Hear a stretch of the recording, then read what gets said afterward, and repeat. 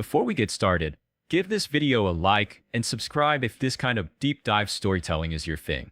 And let me know in the comments, where are you watching from and what time is it there right now? The sun sets earlier in Fayetteville in December. By late afternoon, the Appalachian hills cast long shadows over muddy lanes and tilting porches. The mountain air is sharp, wood smoke tumbles from stone chimneys. The gray hush of snow underfoot hints at a world on the verge of sleep or waking. This small West Virginia town was, in 1945, a place of working men and prayerful women, of neighbors who recognized each face, every tired car and muddy boot at Sunday Mass. On the southern end of town, just off Route 16, where the road bends out toward Oak Hill, the Sodder family's house boasted whitewashed clapboard, a green roof, and a Christmas wreath hung wide and hopeful. To passers-by, it looked like any other miner's home, perhaps a shade happier, better kept. Yet, within those walls, the Sodder family story read like an immigrant's dream, laced with diligence, pride, and a touch of stubborn defiance. George Sodder, born Giorgio Sadu in Tula, Sardinia, 2 oceans and a continent away, arrived in America as a boy with eyes bright from the salt wind and ambition already crusted beneath his nails. Orphaned by poverty, forged by hunger, George crossed the Atlantic in search of more than just the distant lights of New York Harbor. Like so many immigrants before and after, he sought a place in the promise of America, a house warm with laughter, a name respected, children well-fed and bold. Over the next decades, George would build his fortune with equal parts muscle and will. He dug ditches, hauled lumber, slung stones, and, eventually, found his calling in the coal trucks that rumbled through the valleys like metallic thunder. He met Jenny Cipriani, also Italian, sharp-witted, weathered by her own small-town struggles, in Pennsylvania, and the two of them moved south, seeking quieter hills and steadier work. Together, George and Jenny forged a life in Fayetteville. Their home, always echoing with the tread and chatter of children, swelled with joy and struggle in equal measure. 10 children would eventually be born beneath their roof, each given an Italian name, each pressed close each Sunday, each expected to work hard, study harder, and honor their family. On Christmas Eve 1945, the Sodders ranged in age from John, the eldest at 23, to little Sylvia, just shy of 2, clutching her mother's skirts and trailing behind her brothers and sisters. Maurice was 14, a boy-come-young man, already tall, with the solemn quietness of someone destined to carry dreams larger than any mountain. Martha, with her shy grin and quick wit, 12, already skilled at wrangling younger siblings. Louis, age 9, sharp-faced, quick-tempered, beloved by the smaller children for his tendency to concoct mischief and marvels from thin air. Jenny Jr., gentle, just 8, a mother's helper nearly from birth. Betty, the baby among the vanished, was 5 years old, described by all who knew her as a sprite, a golden-haired blur of laughter. The Sodder family lived closely, entwined in daily rituals common to large families, chores and stories, laughter and silence, shared work over the dinner table. Their Italian heritage was a badge. Dinner meant noisy arguments in a fast-tumbling dialect and platters piled high with pasta or sausage, followed by Jenny's strict command that no one leave even a crumb on their plate. Discipline was strong. Affection was fierce. To the outside world, George Sodder was a man of contradictions, a model of success and an irritant for those who took issue with his forthrightness. He had an explosive temper, a ready sense of justice, and no patience for corruption. He was quick to challenge any slight, whether an overcharge by the coal supplier, an insult at a town council meeting, or, as would soon haunt his life, political intimidation by men he considered not real Americans. He had, in the years before the fire, aired those opinions widely, especially about Italy's wartime dictator, Mussolini. In some circles, this earned him respect. In others, suspicion, or worse. On Christmas Eve night, the Sodder house gleamed with anticipation. The older boys, John and George Jr., returned home late from their jobs at the local soda bottling plant. Marion, a young woman already working in town, surprised her siblings with new toys snagged from the five and dime, wrapped in paper, tied with stubs of salvaged ribbon. The little ones begged to stay up past bedtime to play with their gifts. Jenny, yielding to holiday spirit, relented. There were chores yet to complete. The cows needed milking, the chickens' eggs gathered, the kitchen tidied after a day heavy with baking. The wood stove warmed the rooms. A radio, borrowed from work, played faint carols that drifted upstairs and out under the eaves. Children's laughter echoed, then softened as sleep overtook one after another. By the time Jenny finally performed her rounds upstairs, checking locks and tucking covers, it was near midnight. The tree was aglow, gifts twinkled beneath. George and Jenny's marriage was built not just on love and necessity, but on mutual dependence forged in hardship. They split chores atop an unspoken truce. He managed the business and repairs. She ruled the kitchen and the family finances. Their pride was known. The Sodder children had a way of walking into town, heads held a little higher, shirts ironed and shoes polished on Sundays, as if their worth was not only known, but asserted. The family's reputation echoed beyond their walls. George's coal trucking company, based out of a shed beside the house, provided steady work for a handful of town men, black, white, immigrant, and local, each judged only by their willingness to sweat beside their boss on the valley's winding, muddy roads. George tipped well. He was strict but fair, never drinking, never allowing foul language in front of his family, demanding honesty and hard work from all, especially his own children. Jenny, for her part, was an anchor, a constant presence, so defined by purpose she seemed ageless and stoic in every crisis. Her hair was pinned always, her eyes alert, her accent thickening when angered or amused, her arms ready to embrace or discipline as the occasion required. She sewed clothes by lamplight, mended broken hearts with equal ease, and, on this Christmas Eve, bustled with an intensity only mothers can possess when festivities and fatigue collide. Outside, the hills watched. War-shadowed Europe was only a radio's crackle away. News of Hitler's defeat and the atomic bombs unleashing in Asia had dominated every dinner conversation for months.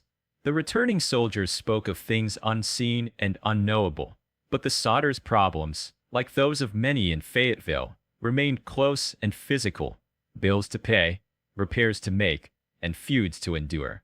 Yet there were murmurs, even before that fatal night, that the Sodders were different. Their devotion to their Italian Catholic roots made them occasional targets for snide remarks. George's steadfast anti-fascist comments, simmering even before Mussolini's fall, had angered those of the old guard who still clung to tales of the old country's greatness, or simply resented outsiders enjoying unexpected prosperity. And then there were rumors, darker still, of arguments over insurance, of strangers seen walking the periphery of the Sodder property, of odd remarks and minor thefts that, in isolation, might seem trivial, but, when strung together, suggested malevolence shadowing the edges of this family's good fortune.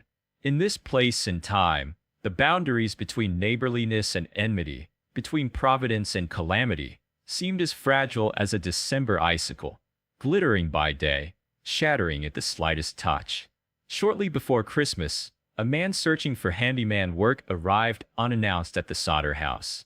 He accepted a drink and, while awaiting an answer to his request for a job, wandered the property, making careful note of the fuse box and an external power supply. Later, as Jenny retold the event, she would shiver at the memory of how he'd commented on their wiring, his words lingering oddly. "This will cause a fire someday, mark my words." Dismissed as a harmless eccentric at the time, the encounter would take on dreadful new meaning in retrospect.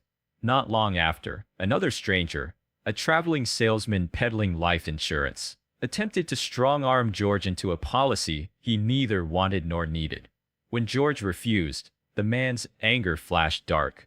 "Your house," he spat, "will go up in smoke, and your children will be destroyed." In a town where grudges ran deep and gossip traveled faster than the creek after a storm, such words festered.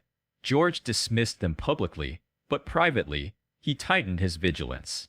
The Sodder home had another kind of vigilance, the habitual kind.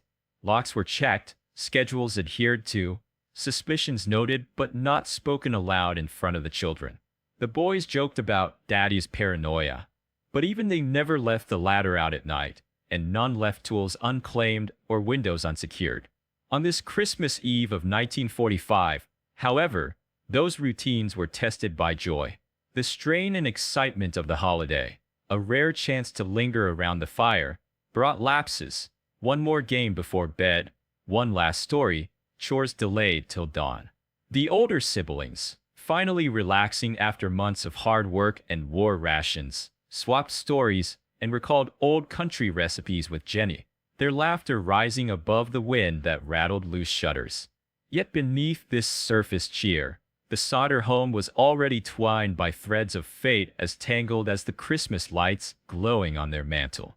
For while the promise of the season loomed, so too did the icy shadow of what was to come, a nightmare that, by sunrise, would remake their family, shatter their certainties, and ripple across generations.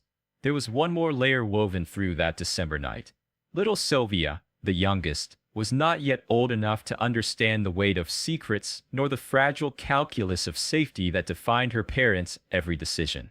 She toddled through the kitchen as Ginny set out plates for Santa's cookies, her chubby hands snatching at crumbs, her face sticky with anticipation and innocence. To Jenny, her children were each a reason to fight against the world's indifference, each cherished and watched, as Italian mothers have done since time began. The town prepared for Christmas, none suspecting the coming storm. George's trucks, parked for the night, had worked overtime in the days leading up to the holiday, hauling extra loads of coal for families eager to keep fires lit through the winter's chill. Each return trip, George would pause at the edge of his property, surveying the valley, watching for any sign of danger, at odds with himself, perhaps sensing a threat just beyond ordinary reckoning. Jenny, meanwhile, treasured every tradition, the singing of carols, the hanging of stockings, the careful wrapping of each child's gifts, each gesture magnifying the sense that, in this house, something precious and precarious was sheltered against the cold. The Sodder home existed not just as a structure of wood and stone, but as a bastion, a symbol of triumph over adversity, and, as fate would have it, a monument to all that a single night could take away. As darkness swelled beyond the hills, the townspeople of Fayetteville curled into their own beds, untouched by fear. Only at the Sodder place did the tension, invisible but real, knot itself a bit tighter, as if the very air collected its breath in anticipation for a night when fire would rewrite the meaning of family, and loss would echo through the mountains for decades to come. At 1 a.m., the house was quiet except for the soft, exhausted breathing of a family finally at rest after celebration and labor. The wind carried the scents of pine needles and coal dust, and the embers in the stove were still alive enough to glow along the walls of the kitchen. But somewhere in that slumbering darkness, a change had begun, a chemistry of smoke and flame, a whisper growing louder beneath the floorboards and behind the plaster, hungry and unseen. Jenny Sodder awoke to confusion. At first it seemed only a whisper of discomfort, a strange taste in the air. She lay in bed, gauging the sensation, a heaviness in her chest, a tingling in her nose. Sylvia, only 2, was curled against her side, breathing evenly. But that tingle sharpened, then burned. In the dimness, the flicker of red light, unnatural, jagged, skipped along the wall above the staircase. Jenny sat upright, heart pounding, and then she heard it, the brittle crackling of something dry igniting, the complaint of timber, the hissing rush of fire finally finding its voice. She sprang from the mattress in her nightdress, adrenaline drowning any slower thoughts. She called for George, her words catching. Their home, their children, fire. The smoke was thicker at the ceiling now, its edge blotting out the garlanded banister, curling into her lungs. In these moments, Ancient instincts asserted themselves. Save the living, call out for the lost. George, the house. Fire. Her voice was at once both command and plea. Within seconds, George was awake beside her, his feet already on the frozen boards. The world narrowed to the interior geography of the house, the rooms they'd built with their own hands, the stairs, the kitchen, the parlor, the rooms above where the children slept. Dread sharp as winter wind cut through both parents as they realized. The family was scattered across the house, some still abed, some perhaps not far from the source of those hungry flames. Ginny swept up Sylvia and ran for the hallway, yelling the names of her children, feeling for familiar shapes in the thickening dark. Flames had already begun to snake along the wallpaper, devouring hand-me-down photographs in seconds. Upstairs, the fire moved frighteningly fast, the old beams feeding it in a low, living roar. Every second stretched and contracted, the distance to each bedroom measured in heartbeats, the choices coming with mind-ripping speed. Whom to wake first, which way to turn, when the turning point would come, and there would be no way back up those stairs. Some of the children were just outside their doors, stunned but moving, their eyes wide and reflecting orange. George and Ginny scrambled for order, shouting names, hurting bodies, grabbing arms heavy with sleep, and yanking them into waking terror. For children, John, Marion, George Jr., and the toddler Sylvia made it to the first floor with their parents, wrapped in blankets, coughing and sobbing, bewildered and half realizing that something fundamental had changed in the night. Ginny's voice broke as she shouted for the others. Maurice, Martha, Louis, Jenny, Betty. The answering silence was broken only by the roar above, an unkind symmetry to the laughter that had filled these rooms hours earlier. Flames now leapt at the top of the stairwell, the only route up a searing wall, impossibly bright in the darkness. The smoke was so thick it felt like trying to breathe underwater, acrid with burning paint and insulation, tasting of terror. The staircase was already impassable, the balusters becoming silhouettes against the golden, churning tide. George rushed outside, cold slamming his skin, thinking only of the windows upstairs. Perhaps if he could reach the ladder, prop it against the eaves, he could break through and pull his children to safety from the outside. But the ladder, always propped against the side of the house, was gone. He ran to the barrel for water to douse the flames, only to find it sheathed in ice, the night's deep chill having frozen it solid. Desperate, he sprinted to the trucks he used for his coal business, hoping to drive one against the wall and climb atop, but neither engine would start. It was as if, piece by piece, every safeguard had been stripped away, a nightmare made real, leaving only bare hands and hopelessness against the blaze. Ginny clung to Sylvia, her voice hoarse from the smoke, screaming for the children upstairs. The surrounding night swelled with the sound of flames, walls groaning, glass shattering in the heat, the Christmas lights outside flickering then dying. By now, neighbors had begun to gather, summoned by shouts and the sight of the Sodder home burning in the heart of winter. Many stood helpless, watching as the story of a family, and perhaps their own innocence, was rewritten against the night sky. Inside, the barrier between the family and the missing children became absolute. The fire consumed what remained, licking greedily at the timbers, collapsing the roof in upon the second floor, sealing the fates of those still unseen. In less than 45 minutes, the Sodder home was nothing more than the jagged outlines of familiar walls, the chimney still standing amidst a heap of embers and ash. When the fire brigade finally arrived, delayed by frozen water, malfunctioning equipment, and the holiday hour, the only thing they could do was wet down the scorched remains. And as dawn broke and the smoke thinned, the once bright home was now a blackened tomb for answers, its silence deeper than any grave. George and Ginny stood among the gathered neighbors, faces streaked with soot and tears, still calling out for their lost children, refusing to accept what the night had stolen. The bodies of Maurice, Martha, Louis, Jenny, and Betty would never be found. Not then, not ever. The snow that morning, falling soft and relentless, seemed to erase the very possibility of closure, cloaking everything in white, as though the earth itself meant to hide what had been done. For the Sodder family, for the town of Fayetteville, the night of the fire marked a before and after, an incomprehensible loss that opened, instead of closure, only suspicion, rumor, and an ache that would echo on every December wind for generations to come. Only minutes after the Sodder home first woke to the searing scent of smoke, a frantic, shattering panic began to leak beyond its thresholds and into the frigid Appalachian night. The clock in the town square had barely announced the day's first hour. Otherwise, the world outside was still and blanketed in hush, until the first distant, primal calls for help wove through the winter air.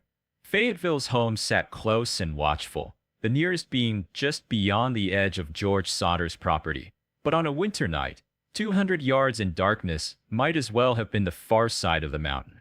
It started, as such things often do, in confusion and denial. Neighbors sleeping fitfully in their beds, a miner roused by dreams of coal seams and darkness, a housewife awoken by the feverish cough of a child, heard the commotion before they saw its cause. At first, it was voices raised in alarm, the sharp edge of fear in a mother's shout. Fire! The Sodders. Only then did the orange bloom of flame, visible through bare-limbed trees, drag them from their quilts and out onto snowy porches.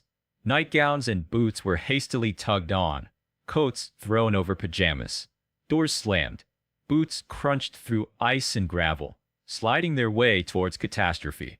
From the road, stretching away to Oak Hill, other faces appeared, some half-masked in scarf and shadow, others wild-eyed and desperate, driven by the knowledge that even in a small town, one family's disaster was the town's own. Lanterns swung as confused knots of people advanced, their handheld light halos barely extending 10 feet into the choking darkness. One woman, trembling, clutched her housecoat around her as a blur of movement raced by. The youngest Sodder, Sylvia, clinging to her mother's arms as Ginny sobbed out her story for the third time. They're still inside. My babies are still inside. The embers painted the home in a demonic flicker. The Sodder house, once proud and white, was now a tableau of chaos. The flames leapt and pivoted, flicking upward with greedy fingers. From the rear of the structure, tongues of fire curled over the eaves, sending burning scraps of tar paper swirling into the air, dancing sparks into the winter sky. The sound was not a single roar, but 1,000 threads, all at once. The popping of beams, the shatter of glass, the brittle susurrus of a collapsing roof, the human voices tangled together in agony and confusion. Where are the children? Bessie, someone run to the fire hall. Do you see them up there? Flashlights swept the windows, but their beams were rendered useless by billows of black smoke and the sheer violence of the inferno now raging unchecked. It was then, in those terrible first minutes, that the full, bone-deep helplessness of the situation became clear. The old town's phone lines had gone dead. One neighbor, Mary Ruth Paxton, would later swear she tried 3 separate times to rouse the fire department, her thin fingers cranking the handle on the wall-mounted telephone in terror, but no voice answered, not even the operator. Whether it was the lines themselves, later discovered to be cut, or simple bad luck at a devastating moment, the result was the same. No call for help would carry that night. Still, voices rose behind her in the darkness as others tried as well, shouting into frozen nothingness, each believing their call might be the one to save a life. But the wires themselves were as lifeless as the ashes that now began to fall in tiny flurries, mixing with the gentle new snow to create a bitter, gray rain. The solder ladder, an everyday object as familiar as the front stoop or barn door, was gone too. In a farm town, every man knows his tools. The ladder's usual home was the north wall of the house, solid, easily found even blindfolded. But when George, wild with purpose, tore around the property, he found nothing but hard-packed snow and a rising sense of horror. Later, in the thin blue dawn, the ladder would be discovered at the base of a nearby embankment, a good distance away, tangled among the undergrowth where no one in the family would have left it. Its absence was not just an inconvenience. It was a severing of any hope the father still harbored that he could reach his children with his own hands.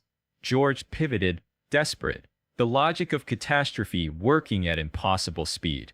The water barrel, a stout wooden cask, always drawn from for emergencies, was frozen solid in the unyielding January cold.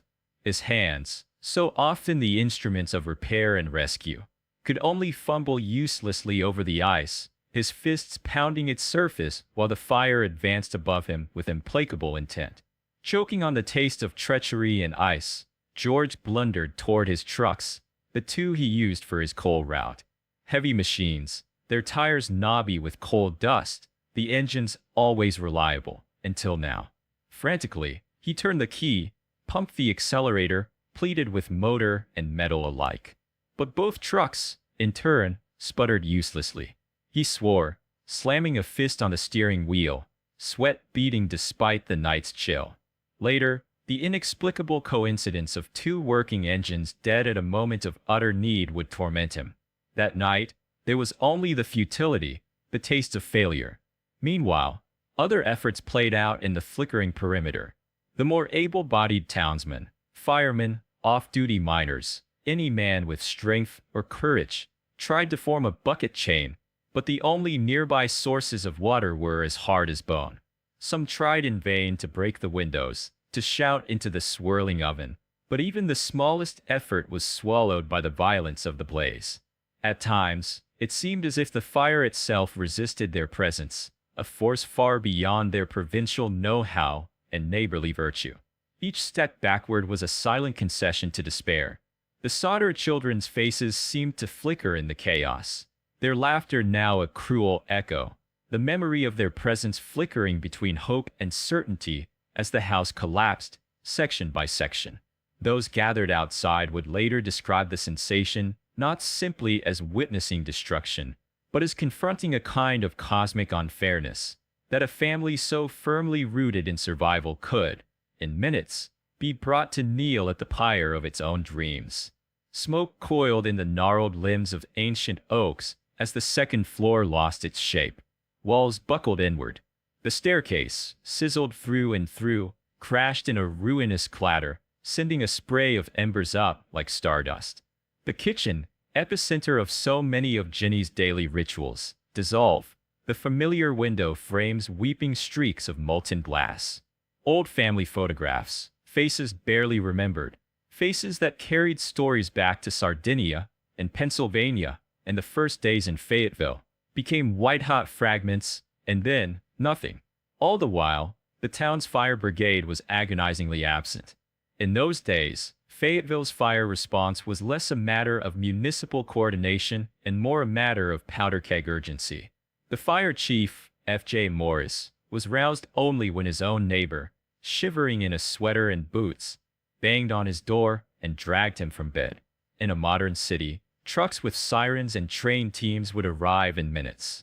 Here, volunteers were summoned from their beds, some forced to find fuel, and even helped to push the creaking old engine along ice-choked roads.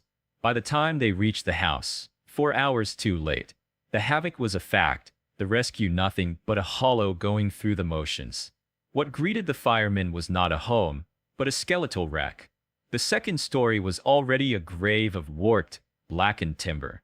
Only the brick chimney, battered but upright amid the ruin, evoked the house that once sheltered so much of the town's living memory.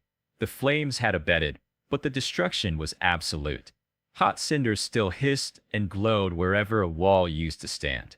Any remnants of children, of beds, of the happy clutter of family, were swallowed in an unholy tangle of scorched beams. George, Jenny, and the surviving children stood huddled on the icy ground, their breath visible in the early pre-dawn hours. Marian attempted to comfort little Sylvia, who could not stop crying, her sobs echoing off the blackened hall of her family's home. Some neighbors wept, others turned away, unable to face the desperate enormity of the loss. It was not until much, much later, when the last of the embers faded, that someone would whisper what many that night had already realized, that 5 members of the Sodder family, Maurice, Martha, Louis, Jenny, and Betty were gone, and with them, something that could never be returned, rebuilt, or truly explained. The townspeople lingered in the bitter cold, reluctant to retreat from the place that had, for so many years, been a lighthouse in the valley, a source of stories and meals and laughter, now transformed, in under an hour, into a reminder of the powerlessness of human will against the randomness, or intent, of disaster. The day after Christmas in Fayetteville was supposed to be spent in quiet domestic afterglow, proof in empty plates and crinkled papers that family, however poor or battered by war, could carve out a holiday haven.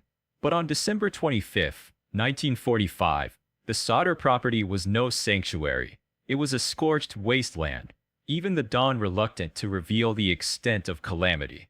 As the gray light limped over the hills, the townspeople came not for presents or pies, but to gawk, shiver, and, perhaps, offer help that felt as useless as water poured on a hot ash.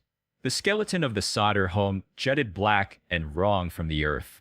Bricks that had once enclosed warmth and laughter now stood stolid and mute, their faces streaked and spattered, a monument to a night so furious that it had rewritten time itself. Frost rimed the edges where fire hadn't touched. Charred beams sprawled at improbable angles. Puddles, melted by the blaze and frozen again by the dawn, trapped bits of broken glass and scorched paper as if preserving fragments of the day before in mausoleum ice. Jenny Sodder wandered the debris that morning, her feet numb, her hands shaking as if by their own decision, her mind caught in the desperate act of counting, over and over, the children who had made it out, the ones who had not. She called their names sometimes, Maurice, Martha, Louis, Jenny, Betty. There was no echo. Her voice vanished into the void. Authorities came slowly, first in twos and threes. Uniformed men with soot-stained boots. The county fire chief Morris in a shapeless coat, flecked by ashes. Their faces bore the complex masks of officials post-disaster, respectful, wary, and already bracing themselves against the wildness of a mother's grief. Scribbling in notepads, they trod gingerly over the ruins, peering through the haze not only for bodies, but for answers. The townsfolk clustered at the fence line or loitered in palm-to-palm clusters along the road, compelled both by fear and the grotesque magnetism tragedy exerts over the living. One by one, the authorities began their search.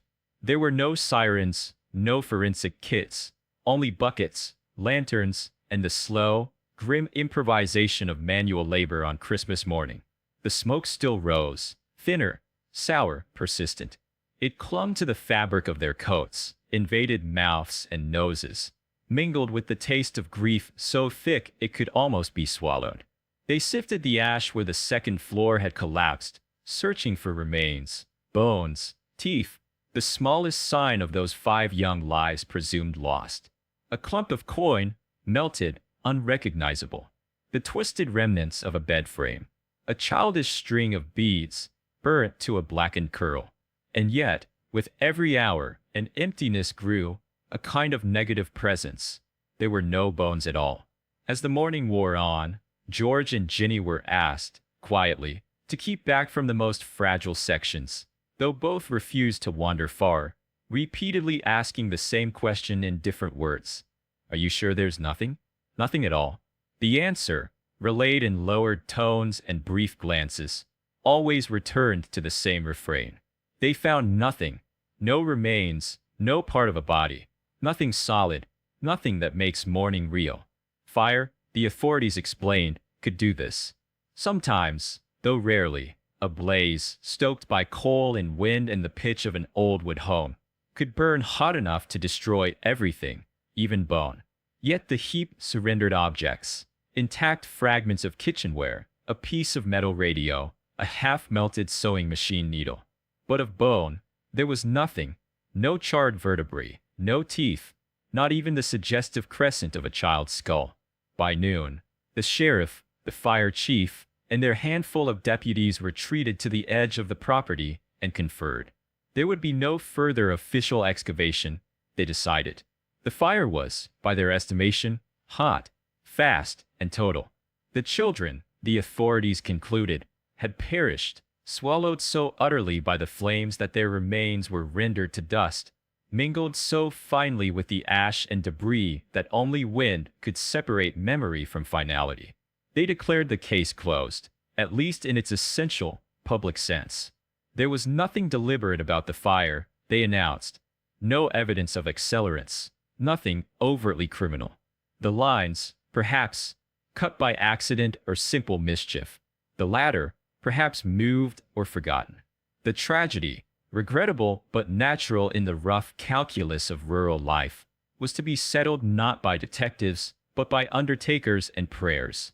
The Sodders, they gently advised, should begin the hard work of mourning. But for George and Jenny, that explanation was less relief than insult. Jenny asked, over and over, how a fire could so utterly erase 5 children, when the fragile household objects and even insulation had survived in parts. George, bitter and restless, stalked the perimeter, noting the places the walls had fallen, the strange lack of smell beyond scorched timber and melted vinyl.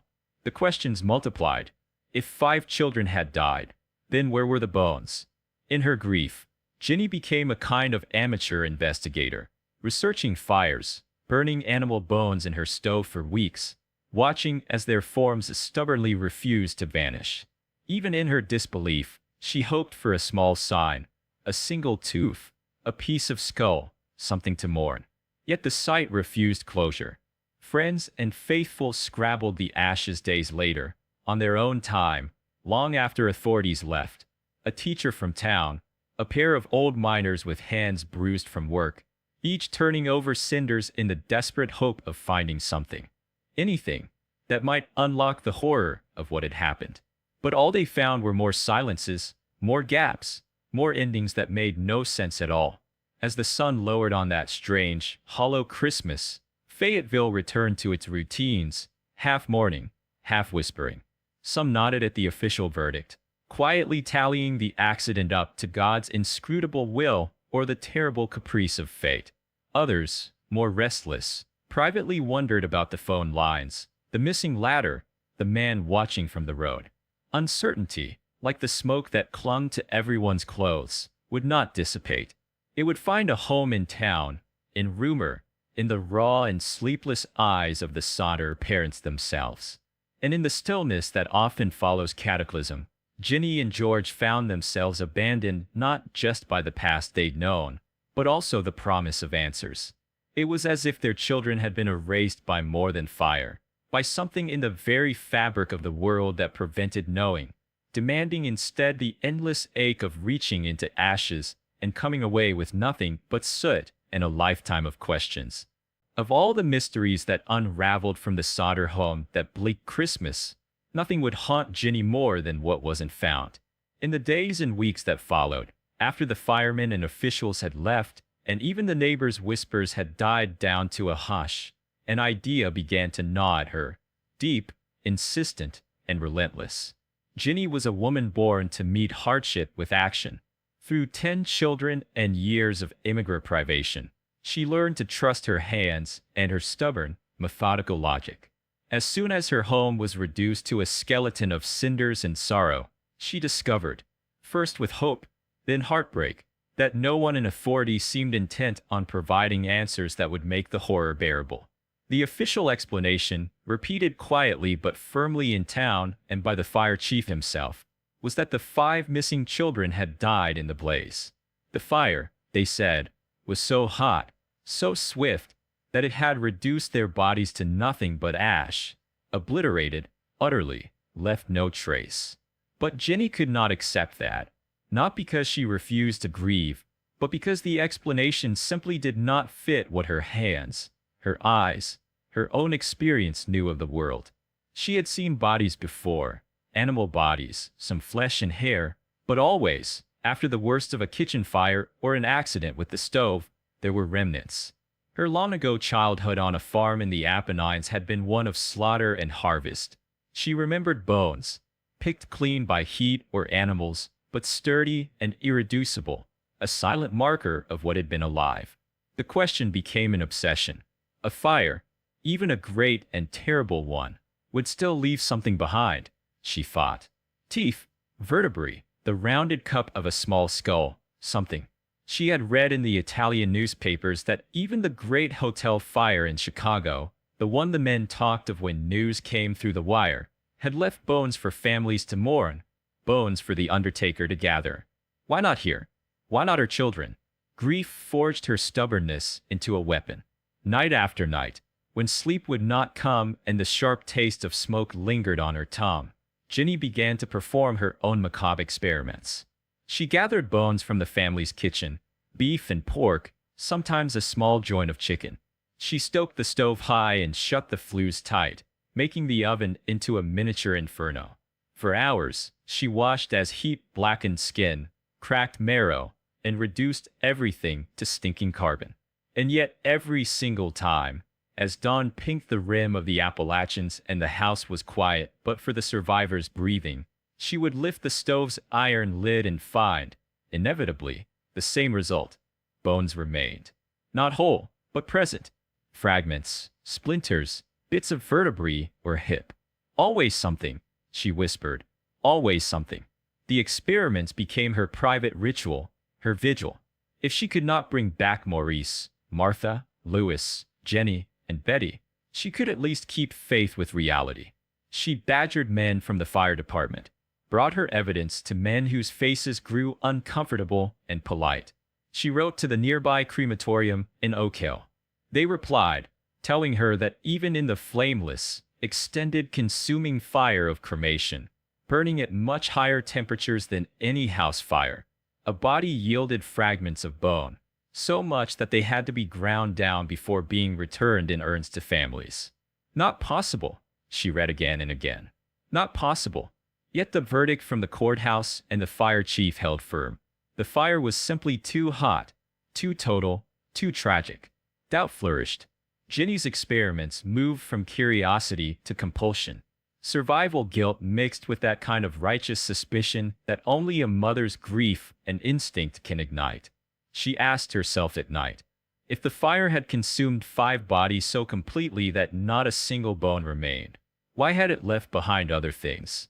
A part of the sewing machine, the springs from a mattress, even the sheet metal toys her children played with on Christmas Eve, now twisted but still recognizable. Why, then, could she not find even a tooth from her missing children? Neighbors noticed the way her eyes changed. Gone was the stoic Jenny of church suppers and market day. In her place was someone lean and haunted, her questions edged with accusation and disbelief.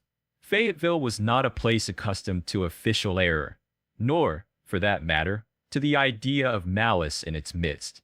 Yet she pressed on. Ginny began to wonder, not just about the fire, but about the strange details accumulating before, during, and after the disaster. There was the missing ladder, the cut phone line, the car that idled at the edge of the road the night of the fire, driven by a stranger who watched the blaze, his face absconded by the dark. She wondered if these were not random annoyances or mistakes, but signposts of something darker. A plan, perhaps. A crime. At night, she replayed every strange occurrence from the previous months. The insurance salesman who, spurned by her husband, had threatened, "Your house will go up in smoke, and your children will be destroyed." The man seeking job work who knew too much about the fuse box. The feeling, unspoken but swelling in the town, that the Sodders, with their Italian accents and George's outspoken politics, made enemies. She wondered, too, about the so-called sightings that began after the fire, when rumors spread that her babies had been seen alive, in a passing car, in a hotel hundreds of miles away, looking somber but healthy in the company of unknown adults. Desperation sharpened into hope, then fear, then, finally, conviction that what she and George faced was not simply random disaster, but the shadow of malice, a plan both subtle and cruel. Ginny kept her vigil, tending the family's new memorial garden atop the ruins, kneeling in the cold earth as seasons changed and the flowers grew. But now she was a woman driven by doubt, unwilling to surrender her children to accident, forever inhabiting that liminal state between mourning and certainty. Doubt ignited questions, questions ignited resolve. And in that endless searching, the sifting of ashes, the burning of proof, the refusal to accept the simple cruelty of fate, Jenny Sodder became something harder than tragedy, a voice that would not let the world forget what was missing, and would not rest until the truth, however shadowed, came forth from the embers. Tragedy does not exist in silence, not in a place like Fayetteville, with its tight-woven streets and families bound by memory as much as by blood. The waves of smoke had hardly finished rising from the blackened bones of the Sodder house before the other kind. Rumors began to drift from door to door, parlor to parlor, working their way along fence lines and over shop counters. In church pews, at the post office, and behind hands cupped for cold, Fayetteville buzzed with uneasy speculation. For a long time after the fire, the plaintive, unanswered question, "Where were the children?" gave way to darker inquiries. Why had this happened? Had it been more than tragic coincidence? Had someone, somewhere, willed this loss upon the Sodders? The townspeople remembered, now, what they might have ignored before. That George Sodder was no stranger to confrontation. That he held his opinions sharp and unfiltered, his tongue as cutting as his work-roughened hands. The fire, some said, was not just an accident of flue and timber, but maybe, just maybe, the settling of some long, private score. One story circulated with unusual tenacity, the tale of a weeks-old quarrel between George and a local insurance man, a figure both familiar and quietly resented in this insular coal town. Fayetteville's only insurance adjuster, a man named Tinsley, had been known to push policies on stubborn families. "Folks'll regret it if the worst hits," he was remembered saying. But when George brusquely turned him away, the conversation allegedly twisted, took on an edge that chilled the few who overheard it. "My house is stone," George reportedly barked. "We make do on our own." Tinsley didn't back down. According to neighbors, his words were low and full of threat. "Suit yourself, Sodder. Your house will go up in smoke, and your children will be destroyed. You'll pay for the slights you deliver." The words, vicious, specific, echoed long after the fire. The townsfolk replayed them, not just for their venom, but for the way tragedy can prompt a kind of narrative hunger, an urge to believe that loss, even the worst loss, comes from intention, not the blind cruelty of fate. But there was more. George Sodder represented a provocative figure in the post-war townscape, a self-made man who, for all his successes, remained the Italian to older families, the man from the wrong side of the ocean. In the local tavern, men muttered over whiskey about old country feuds and hot-headed Italians. And then there was the matter of politics, a dangerous current even in the hills of West Virginia. George's contempt for Benito Mussolini was a matter of public record, shouted in arguments at the barber, muttered at nights of Columbus meetings, even printed, but unusually so, in letters to the local editor. The second rumor, then, crept through Fayetteville's conversations. Had George's bold words brought the weight of old enemies to his door? It was not so far-fetched, some reasoned. Just as Italian immigrants had their own enclaves and networks, so too did the ghosts of fascist allegiance linger in the hearts of expatriates and their sympathizers. There were men in Fayetteville who had saluted two flags, one American, one Italian, and memories of Mussolini's iron hand hadn't fully faded in 1945. Whispers grew as the weeks passed. At the hardware store, a retired miner put down his paper and said, "You speak up against the wrong man, and who knows what follows." At church, a woman, her rosary cold in her hand, confided to Jenny's cousin that politics runs thicker than blood, and sometimes so does revenge. The logic was simple as folklore. Those who stand out, who challenge the natural order, invite the envy of the forgotten and the wrath of the proud. And there was, quietly, a third trail of whispers, more disturbing still, that the Sodders, knowingly or not, had struck its secret interests in the town. Some recalled the phone lines severed just before the fire, hardly the work of accident. Others remembered the man seen lurking near the property, eyes narrow beneath the brim of his hat. In a town where every fence post, every barn, was a public secret. Such stories always grew in the retelling. As Christmas yielded to the deadness of Appalachian January, a season of short light and long, starless nights, the question of what had happened inside the Sodder home became a kind of communal fever dream. Kids were warned to stay home after dark. Locks were checked twice. And George, for his part, paced the property where his house had stood, eyes scanning every passing stranger as if expecting justice or revelation to stroll up the rutted road. Not every neighbor believed the worst, but nearly everyone wondered. The line between fact and suspicion blurred, as it does in small towns on the edge of tragedy. Fayetteville split into camps.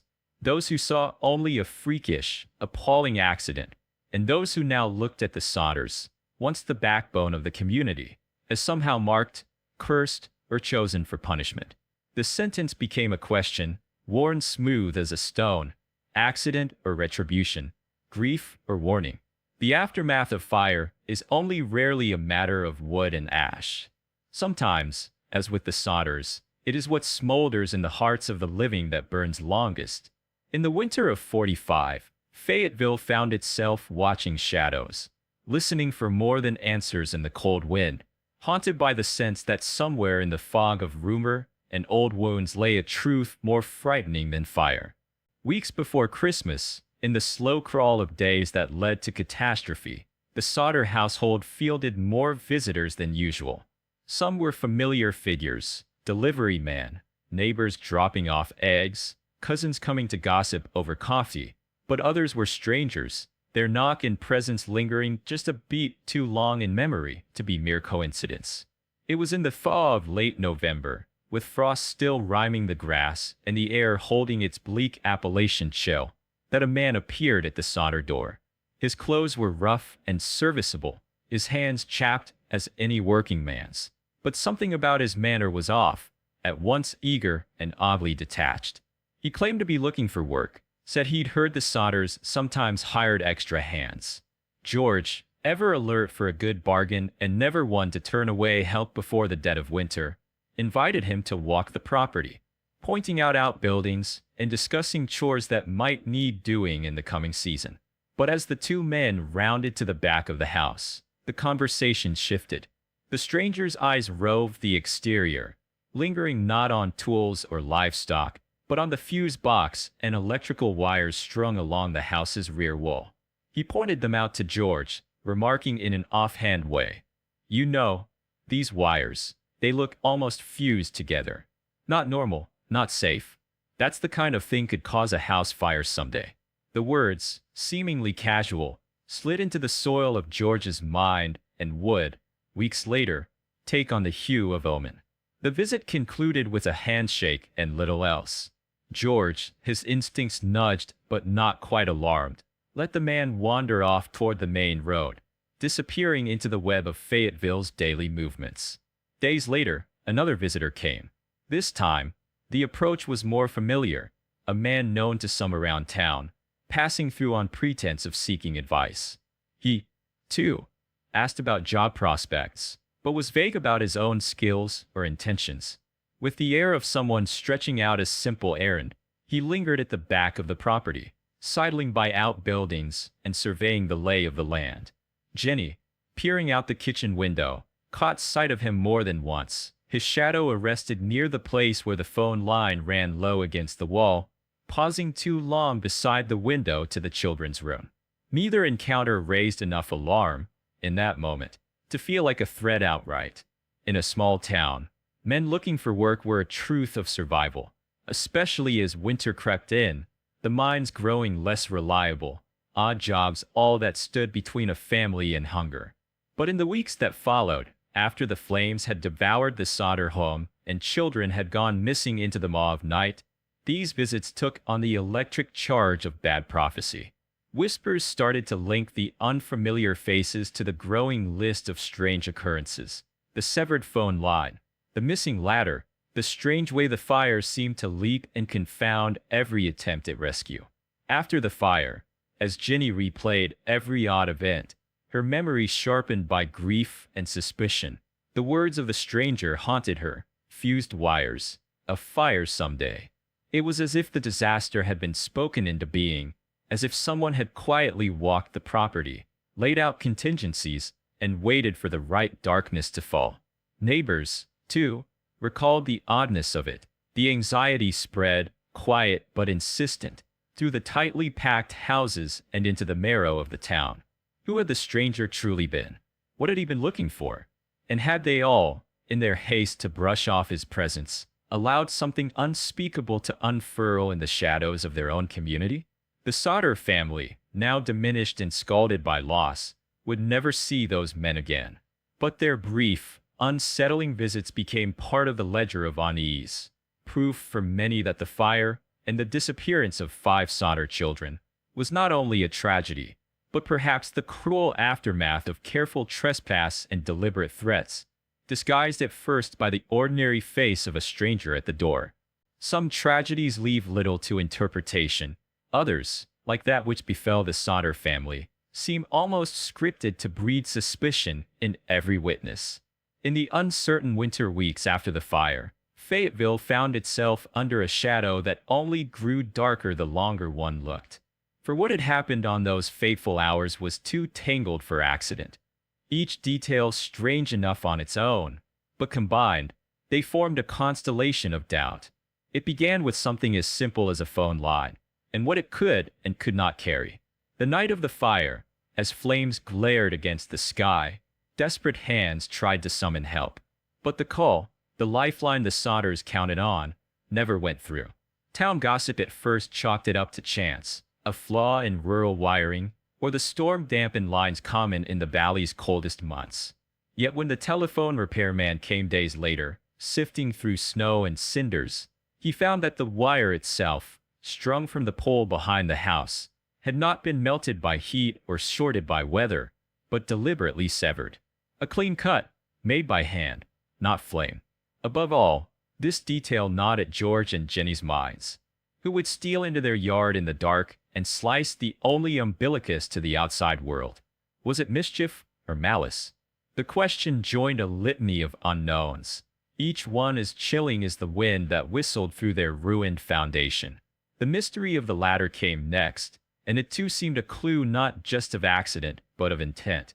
All through summer and fall, the Sodder ladder lived against the house, propped just beneath the window of the second-floor children's room.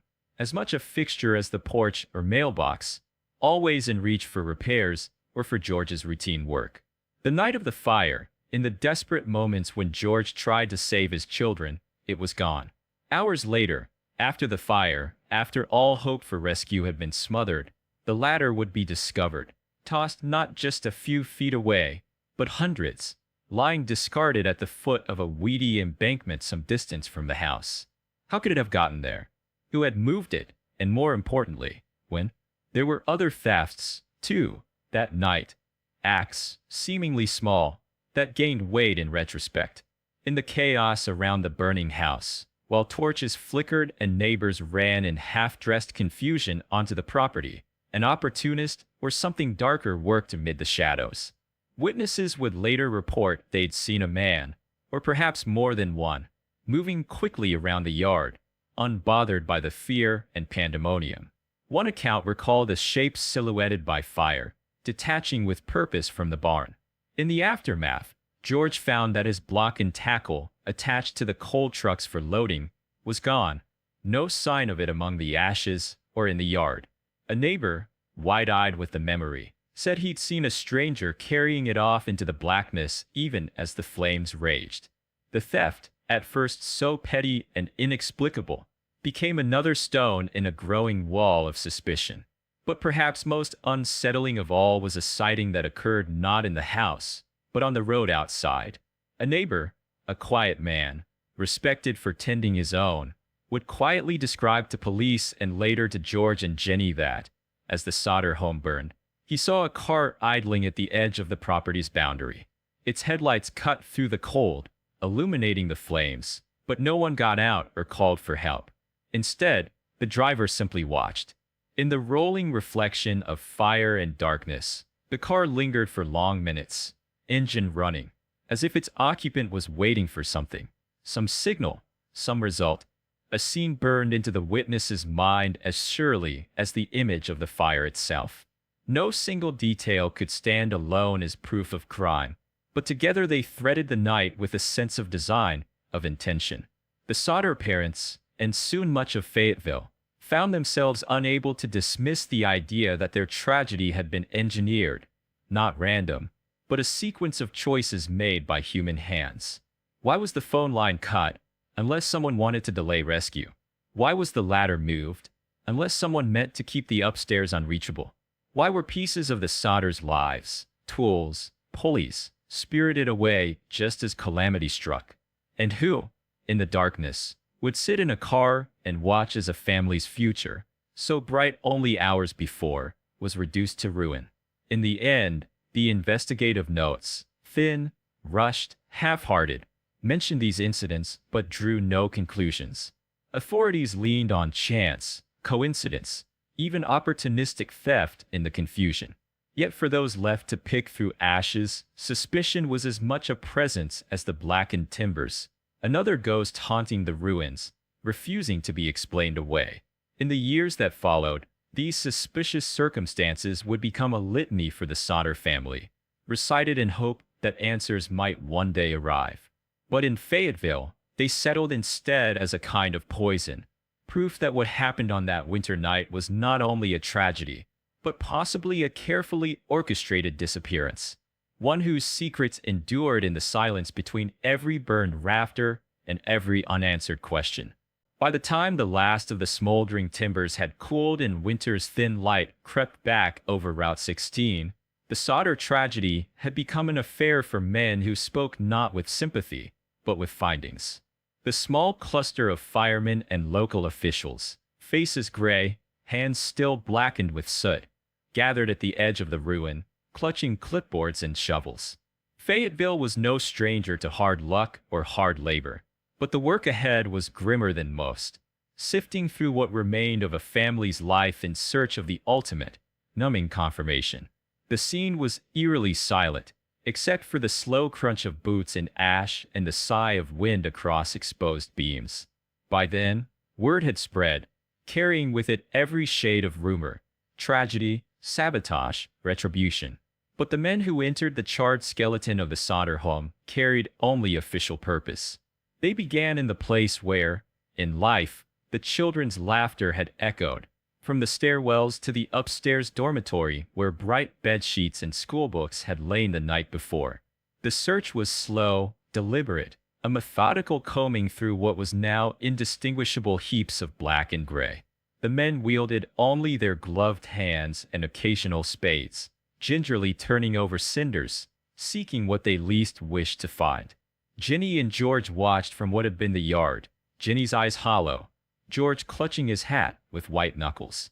Every time an investigator paused, stooped, or called for a witness, their hearts clenched with terror and a flicker of hope.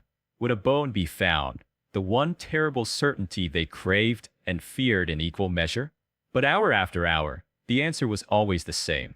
The first finds were artifacts of survival, an iron bed frame curled like ribbon from the heat, springs warped into grotesque shapes, a few shards of porcelain from the kitchen cupboard. Someone found a partly melted alarm clock. Another turned up a handful of charred coins, fused together, pocket change folded in upon itself by forces no hand could reverse. Near what had been the upstairs hallway, one firefighter picked up the scorched, broken covers of a small dictionary. Morris's, Ginny would later recall, tears rising. She pressed the fragments to her lips, as if they might yield some trace of her child's presence. But of the children themselves, Maurice and Martha, Ginny Jr. and Louis, little Betty, not a trace could be found. No vertebrae or jawbone, no teeth, not even the smallest sliver of bone. The fire had devoured bedding, furniture, the floorboards themselves, yet left behind enough of the house's skeleton that its absence was conspicuous. As the morning wore on, reporters arrived, wordless at first, then quick with pencils as they scribbled the official line. Rumors swirled, but the evidence, such as it was, told only a story of utter erasure. Fayette County's fire chief, F.J. Morris, trudged through the ruins accompanied by a handful of volunteers and a deputy or two. They poked and prodded, their muttered words half discernible to the huddled spectators. Morris, both an old friend and a political adversary to George, let his face betray nothing but exasperated fatigue. He called Jenny and George aside at noon and delivered the summary as gently as a hammer. The children, we believe, perished in the flames. There is simply nothing left to find. It was meant to be an end, an answer, clear and final, that would let the living begin to mourn. But in its blankness, it was an answer that sounded less like resolution and more like stones shifting over a secret. Jenny, disbelieving, incredulous, asked how it could be. How could flesh and bone, even the delicate bones of children, simply vanish? In whispers, she told the chief about her kitchen experiments, her sleepless nights, the clumps of animal bone that never quite succumbed to even the hungriest fire. The chief, frustrated and perhaps a little embarrassed, repeated that house fires could, sometimes, burn hot enough to obliterate more than one would expect. He cited the coal used for heating, the old dry timber. It was tragic, but it was, in his view, simple. Soon after, the investigation's tone hardened. No further digging would be done. There was nothing to be gained from stirring up more pain. The authorities recorded the deaths, called in undertakers to help George fashion a makeshift grave, and issued a terse, official statement. No human remains were recoverable, fire cause undetermined, but no evidence of foul play. The town's energy, always as finite as the daylight in a coal mining winter, began to divert elsewhere. But for the Sodders, the emptiness left by those words festered. George busied himself with salvage, sifting the broken bricks for anything he could claim, but his every movement seemed haunted, less by what had been lost than by the stubborn, growing suspicion that some malign design lay behind the fire's totality. Jenny, pale and red-eyed, refused to accept the explanation like an article of faith. She kept the fragments, the coins fused together, the melted metal, the burnt pages, and returned daily to the ashes, searching beneath blackened boards by hand, scouring the property inch by inch for what officialdom had decided could not be found. That Christmas, Fayetteville resumed its routines. Children slid down the road. The church bells marked the end of wartime, and new gossip displaced old. Only the Sodders remained, fixed at the ruins of their home, the emptiness refusing to settle into grief. Officialdom had spoken. There were no answers to be found in the ruins. But beneath the authority of those words, suspicion grew, unnamed, unaddressed, and wholly unextinguished. For George and Jenny, what the state called tragedy, they would increasingly come to call a mystery, and what was meant to end the story became, instead, its cruel and enduring beginning. In the lexicon of unexplained tragedies, it's often the smallest, most ordinary details that contain the sharpest hooks, the sort of thing easily overlooked at first, but which later festers in the mind, gnawing through layers of reason and memory. For Jenny Sodder, that detail was the phone call on Christmas Eve, the one that came not after the fire but in the fragile hour before, when the house was still bright and the children's laughter still ordinary background noise. This was no chance call, no friendly check-in, but rather something that never fit, a worm in the fruit of recollection, forever writhing just out of sight. Marion, the eldest Sodder daughter, had been the one to answer the call. It was near midnight, and the house still hummed with the subtle energy of a family up too late on Christmas Eve. Some of the children had finally given in to sleep. Others lingered in pajamaed anticipation for morning. The fire had not yet come. On any other night, a phone ringing after dark would have summoned nothing more than mild annoyance. But the phone startled Marion and Jenny, who, like any mother, lived just a little on edge.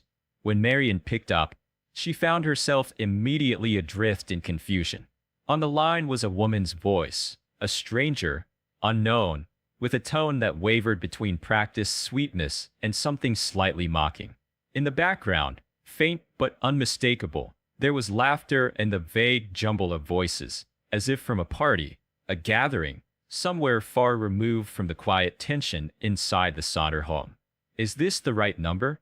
The woman asked, her words running together. Marian replied, Yes, this was the Sodder residence, her own tone uncertain, wondering if someone was in trouble or lost. She asked for a name I didn't recognize, Marian recounted later, her voice forever marked by the memory. I told her she had the wrong house.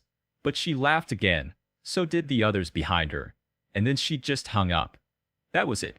The phone call took all of a minute, an ephemeral blip in an evening bound for disaster.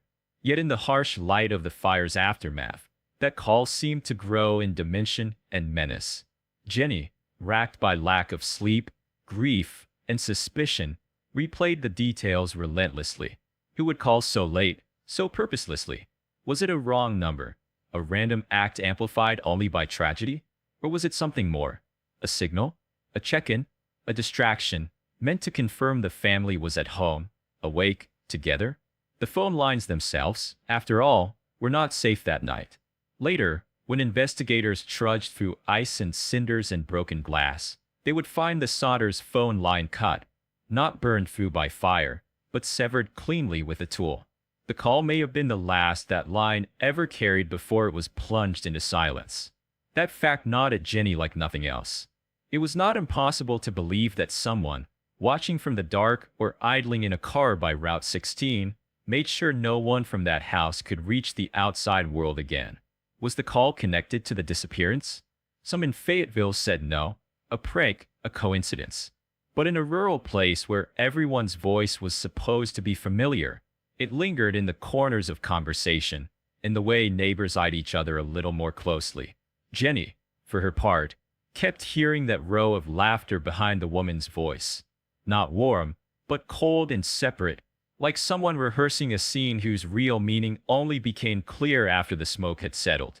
Afterward, Marian was burdened not just by loss, but by a private guilt, wondering if, in that stilted minute, she'd missed a sign, some hidden meaning she could have grasped if she'd only been just a bit more wary. Above all, for the Sodder family, that one unanswered, inexplicable call became a metronome of dread, an unsettling signal pulsing before disaster, anchoring every suspicion that what befell them was not merely the indifferent hand of fate, but the careful, chilling work of another human being. In time, the community would move on, the logs would blacken, and the fire's heat would yield to the cold work of survival. But for Jenny, especially, the memory of that voice, bright, sharp, and full of laughter just before the world changed, would be a sound no mourning could drown out, a puzzle with no answer forever burned into the silence left behind. Time is cruel in its indifference, but memory can be crueler still, especially when it denies the luxury of forgetting. For Jenny Sodder, the ruins of the family home were never simply evidence of loss. They were a scar in the earth, a question unresolved, an ache that drew her back with a compulsion the rest of Fayetteville could never quite understand. The first spring after the fire brought hesitant growth in the yard where walls and laughter once stood. Neighbors, eager to help in their clumsy, practical way, assisted George in clearing the worst of the debris, pulling scorched timbers into rough piles, smoothing the blackened ground with shovels, and hauling away the jagged skeleton of what had once sheltered 10 children. Jenny welcomed their aid, but when the sun set and the world grew quiet, she was left alone with the emptiness, a field of ashes where certainty should have bloomed. The property became, in fits and starts, a kind of memorial. George, always a builder in his bones, laid out new borders with iron and stone, enclosing the footprint of the lost house in a low wall of fieldstone. At first it was just a place to sit, a space to collect herself, but as years passed and the ache of unknowing became tradition, Jenny brought cuttings from her small garden. Lilies, iris and mountain laurel, roses stubborn enough for the West Virginia winters. Over time, families coming up Route 16 would see the square of unexpected green, its flowers nodding amid the wild growth, and understand that grief had been transformed, never healed, but made visible and permanent. But the garden did not bring peace. For Jenny, the transformation from home to hallowed ground only intensified her restlessness.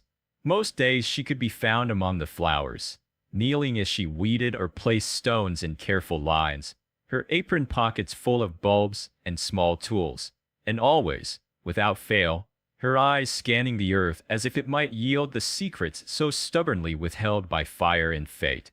It became a ritual. Each season, as new shoots pressed through the dark soil, Jenny would move quietly through the beds, her fingers sifting the dirt for fragments. Her search was meticulous. Long after the fire's physical evidence should have been erased by time or washed away by spring rains, she continued her own investigation, watching for the glint of something that didn't belong. Bits of scorched porcelain, the charred binding of a book, melted coins. Each was gathered, examined by lamplight, sometimes pressed to her lips in a silent prayer. She was not, she said, looking for closure, but for a sign, a proof that the world was still governed by sense and not senselessness. Neighbors grew used to the sight and eventually ceased talking about it. Visitors from out of town would sometimes pause at the garden fence, soft-spoken where before they might have gossiped.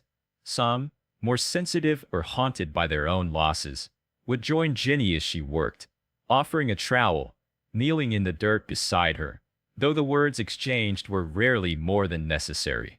For Jenny, any company in her vigil was fleeting. The work, the compulsion, was hers alone. Years passed, but the routine never faltered. Jenny's hands grew older, her back stiffer, but the habit of searching was as much a part of her as breath. The site became a repository for all the little reliquaries of domestic life. A thimble, a button, the clasp of a necklace she thought Martha had once worn. None of these objects were the proof she wanted, but they conjured memories with painful clarity. The smaller Jenny in the kitchen, Louis running through the hall, Betty curled on the steps. Each discovery was both comfort and torment. But on rare occasions, Jenny found things she could not explain. A sliver of bone, animal, more likely, but always examined with trembling hope. A bead so like one from the Christmas garland, still faintly colored despite years underground. The local authorities, long since finished with the investigation, frowned at her persistence. One sheriff suggested gently that she should let the past be. Friends advised her, with awkward kindness, that the world moves on. Jenny, in turn, would only nod, her eyes never quite meeting theirs. For Jenny, the idea of giving up, of treating the fire and its aftermath as a closed chapter, was unthinkable. The soil itself became an archive, a secret keeper more honest than official records and more compassionate than rumor. Every season's turning brought new cause to hope, however fragile. The random relic in the shovel blade's path, a memory summoned by the scent of blooming iris, the echo of a child's laughter on a spring wind that sounded, just for a heartbeat, so achingly familiar. And as the memorial garden flourished, Jenny's presence within it was less that of a mourner and more that of a witness. She became, to some, an emblem of the persistence of love against the corruption of absence. To others, she was a figure of quiet tragedy, unable or unwilling to let time heal a wound that remained both visible and unseeable. For Jenny Sodder, every morning in the garden was a renewal of a promise, to search, to remember, and to leave no stone unturned in the pursuit of what had been denied by fire, by fate, and by those unwilling to see beyond the surface of ashes. The years wore on, neighbors came and went, the children that remained grew into men and women. But the garden endured, a patch of green in the heart of loss. And Jenny's hands never forgot the pattern, the gentle, stubborn sifting of earth that might finally, someday, give up its truth. The dossier of absence is rarely tidy. For every piece of evidence destroyed by fire, every explanation stamped final by the authorities, there are always new threads, rumors and sightings, that snake outward from a tragedy, messy and uncontainable. In the months and years after the Sodder fire, it was these whispered claims, skeptical reports, and fragmentary glimpses that stoked the embers of hope as much as dread, transforming the Sodder disappearance from rural disaster into mystery. It started with a confession, spoken with hesitation and guilt in the week after the blaze. The source was a bus driver, a man used to odd happenings in the hollows, but not easily stirred to melodrama. He came forward quietly, first to a neighbor and then, from mounting suspicion, to George himself. "I drove past your house that night," he said, voice unsteady. "Late, just before the fire caught." According to his account, as he rounded a bend, he looked up at the Sodder home and saw forms moving in the yard. He didn't recognize the faces, but remembered the objects thrown, balls, he thought at first, then saw in the flare of moonlight and the quick lick of flame that something was hurled onto the house's roof. Within minutes, tongues of fire crawled up the eaves, as if summoned by more than mere accident. The claim gripped the town. Was it mischief? Revenge? A methodical arsonist's hand? The description matched nothing in the official record, and the authorities dismissed it as nerves in hindsight. But for the Sodders, especially George, it festered, fuel for the theory that their tragedy was no chance mishap, but had been set in motion by human design, on purpose, under cover of darkness. As the weeks turned to months, new stories swirled up from farther afield, strange, improbable, but just plausible enough to seed hope and torment. A letter arrived by post from Charleston, sent by a woman managing a roadside motel. She'd not known the Sodders personally, but after reading of the fire and the missing children, a memory surfaced. Some weeks after Christmas, a family had stayed at her motel. 2 men and 2 women, speaking rapid Italian between themselves and English only when necessary. With them, she insisted, were several children, matching the ages and physical descriptions of the 5 Sodder siblings. She remembered the older girl's dark hair and somber eyes. Remembered, too, the way the adults seemed to keep them inside, away from other guests. She admitted that she could not be certain, that memory is unreliable, and she trembled as she recounted it for the record. They kept to themselves. The children didn't play out at all. The adults, always watching. The story quickly escaped the confines of letter and private conversation, multiplying in Fayetteville through kitchen gossip, church pews, and eventually newsprint. For the Sodders, each retelling was an agony, renewing in Jenny a desperate, beating hope and fueling George's resolve to track every tip, however far-fetched. But the sightings did not end there. A traveling salesman who'd been driving south through Glendale, nearly 100 miles from the ruined Sodder home, would later stop in at the Fayetteville Sheriff's Office and, wrapped in apologies, claim he'd seen a car full of children matching the Sodder description. It was dusk, nearly 2 weeks after the fire, and the car passed him slowly in the opposite direction. He remembered them because the children seemed out of place, not quite at ease, pressed to the window, their faces marked by a hollow watchfulness. Like they were being moved, he later said, not on a joyride, but with purpose. One girl even pressed her palm to the glass as they passed. She looked afraid. With each claim, the boundaries between hope and fear, reality and rumor, blurred further. The Sodder children, by the state, already mourned as lost to fire, now began to appear in diners, bus stations, and roadside inns according to the fables and whispers that filled the town's nervous void. Jenny and George, clutching to hope as their only weapon against despair, pursued every lead within the limits of their means. They took out newspaper ads, sent letters, traveled miles to interview managers and travelers, always finding stories, but never the children themselves. Yet the effect of these reports wasn't only hope. With them came a new tempo of uncertainty, a community now at war with itself, some eager to dismiss the stories as tricks of memory, others encouraging the Sodders' relentless search. Neighbors whispered about the Italian connection, about old country secrets. Even among the surviving Sodder children, stories of shadowy glimpses, children peering from car windows, familiar voices in a crowd, became a kind of currency in the family's private world, half prayer, half recurring nightmare. Jenny, for her part, kept every letter, clipping, and report in a battered folder. On sleepless nights, she would spread them on the kitchen table of their rebuilt home, reading each aloud for the 100th time, searching for discrepancies, new meanings, or omens. The bus driver's voice, the motel owner's shaky account, the traveler's glimpse. These became talismans, refusing to let grief become resignation. The fire had left nothing but ashes, no bones, no closure. But these stories, however improbable, kept the Sodders bound to their impossible question. If the children did not die that night, where had they gone, and who had watched as their faces slipped from one account to another, changing shape with each retelling? In the memory of Fayetteville, the Sodder disappearance was no longer solely a tragedy. It had become a labyrinth, populated by half-glimpsed children, strange adults, silent cars, and flares of fire in the night, forever closing, never solving, always forcing the survivors to peer into the shadows, certain that somewhere a truth yet waited to be seen. By the time a worn and battered envelope arrived in Fayetteville, more than 20 years had passed since fire had stolen the Sodder children from their home. The world had changed. Television flickered in every living room. The shadows of war had given way to the tensions of the Cold War, and children who survived that winter night were now grown with families of their own.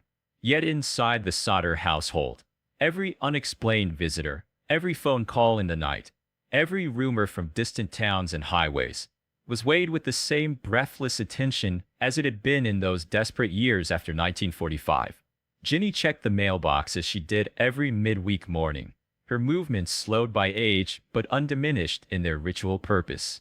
Among the bills and circulars was a plain, ordinary envelope, postmarked Central City, Kentucky, anonymous, except for its neat, blocky handwriting and the faint smudge of machine ink. She didn't recognize the return address. When she opened it inside, at her rough-hewn kitchen table, a single sheet of stiffened paper slid into her palm, a photograph, black and white, high contrast, slightly yellowed at the corners, as if it had languished in a drawer before being sent north toward West Virginia. The face on the photograph was that of a young man, perhaps in his mid-20s or early 30s. He had smooth, olive skin, a straight nose, heavy brows casting shadows over dark, distant eyes. There was something in the jawline, the set of his mouth, a blend of pensiveness and ache, that made Ginny's breath freeze in her lungs. She had seen that face before, in school pictures and snapshots by the Christmas tree, except then it belonged to a little boy, Louis, her son. She turned the photo over, her hands trembling, and saw a message scrawled in penciled lines, uneven but unmistakably deliberate. I love Brother Frankie. Illo boys, A901, 32 or 35. The words meant nothing and everything at once. To an outsider, it was a non sequitur, the peculiar missive of a stranger. But for Jenny, the invocation of Frankie, a family nickname, never publicized, was like a spark in tinder. Her heart pounded with dread and wild hope. She walked through the house calling George, her voice louder and sharper than she'd managed in years. Each remaining Sodder's sibling held the photograph, turning it over, searching for something familiar in the face, nosing out resemblance in the angle of his chin or the slant of his eyes. Even the younger children, now adults themselves, saw traces of Louis, the boy lost at age 9, suspended forever in a schoolbook grin burned into their memory. The cryptic code, Illo boys A901, 32 or 35, became a family obsession. What did it mean? Was it an address? A prisoner's number? A plea for help disguised as nonsense? Night after night, Ginny and George pored over maps, tried combinations of numbers on the telephone, wrote to authorities in Kentucky and assorted state agencies, desperate for any lead.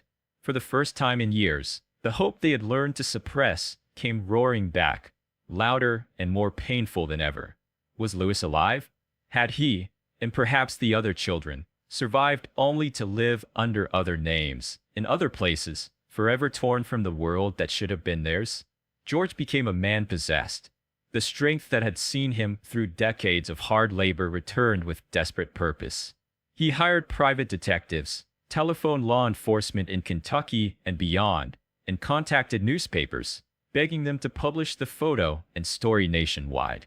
One detective, paid in advance, traveled to Central City, Kentucky to question locals and traced the possible origins of the envelope. The trail led nowhere. The address was a dead end. The detective vanished, along with the family's money, leaving only silence for his efforts.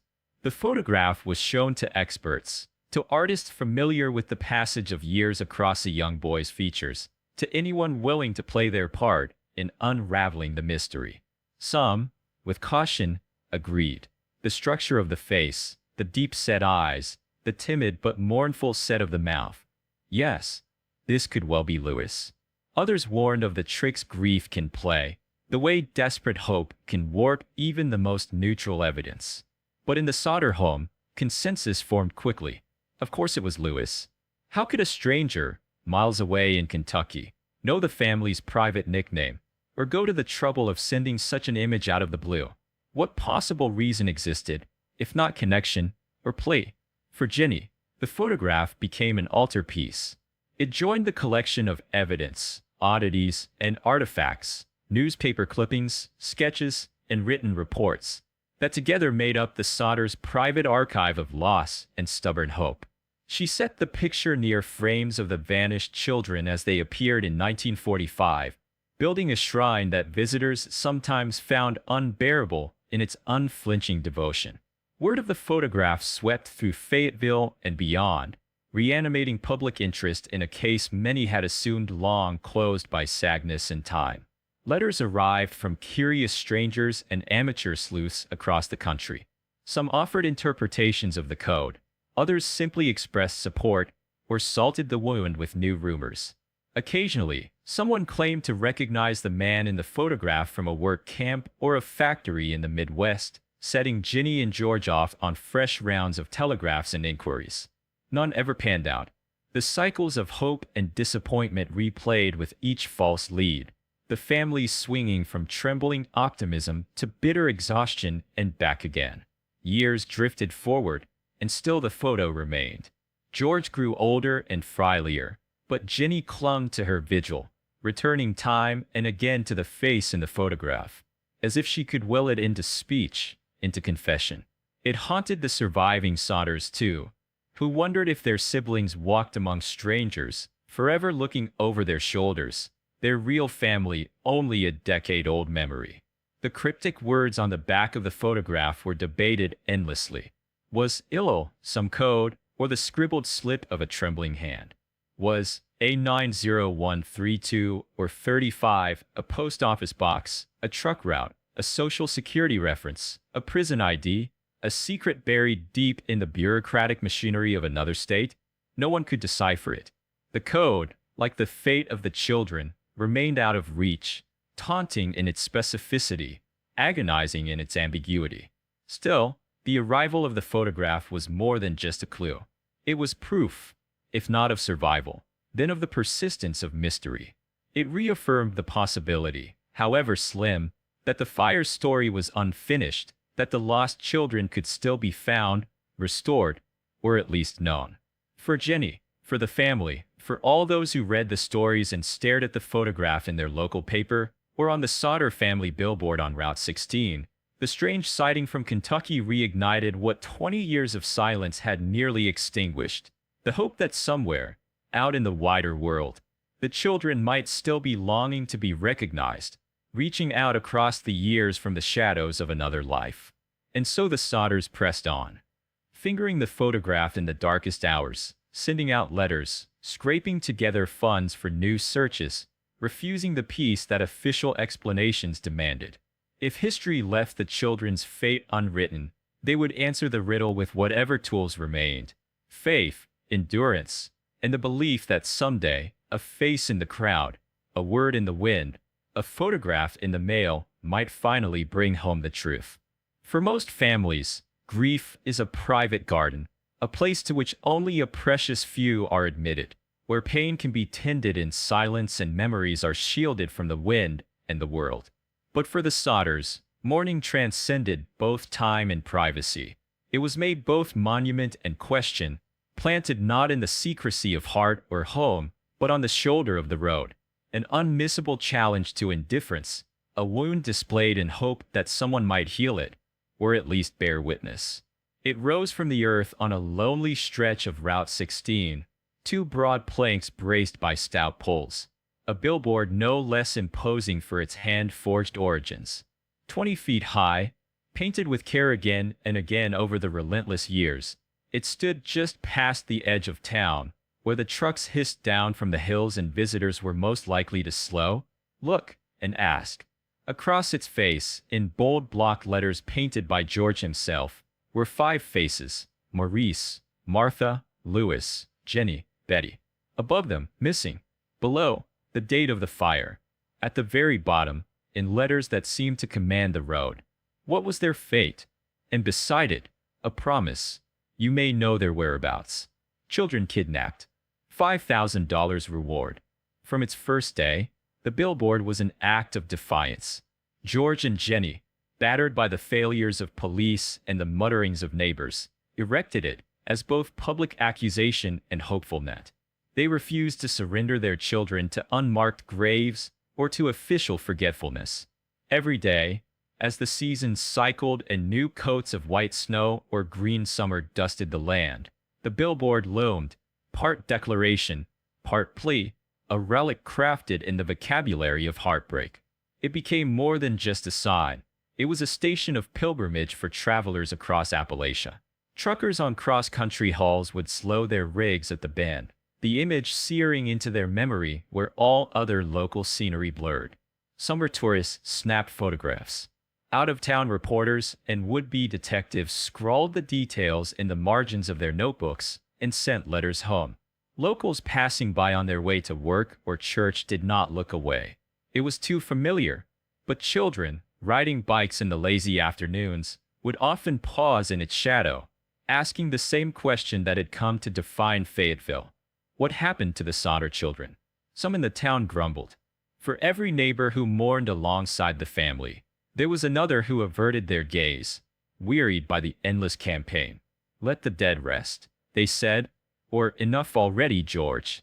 The sheriff called it a public spectacle, a sore that could not heal.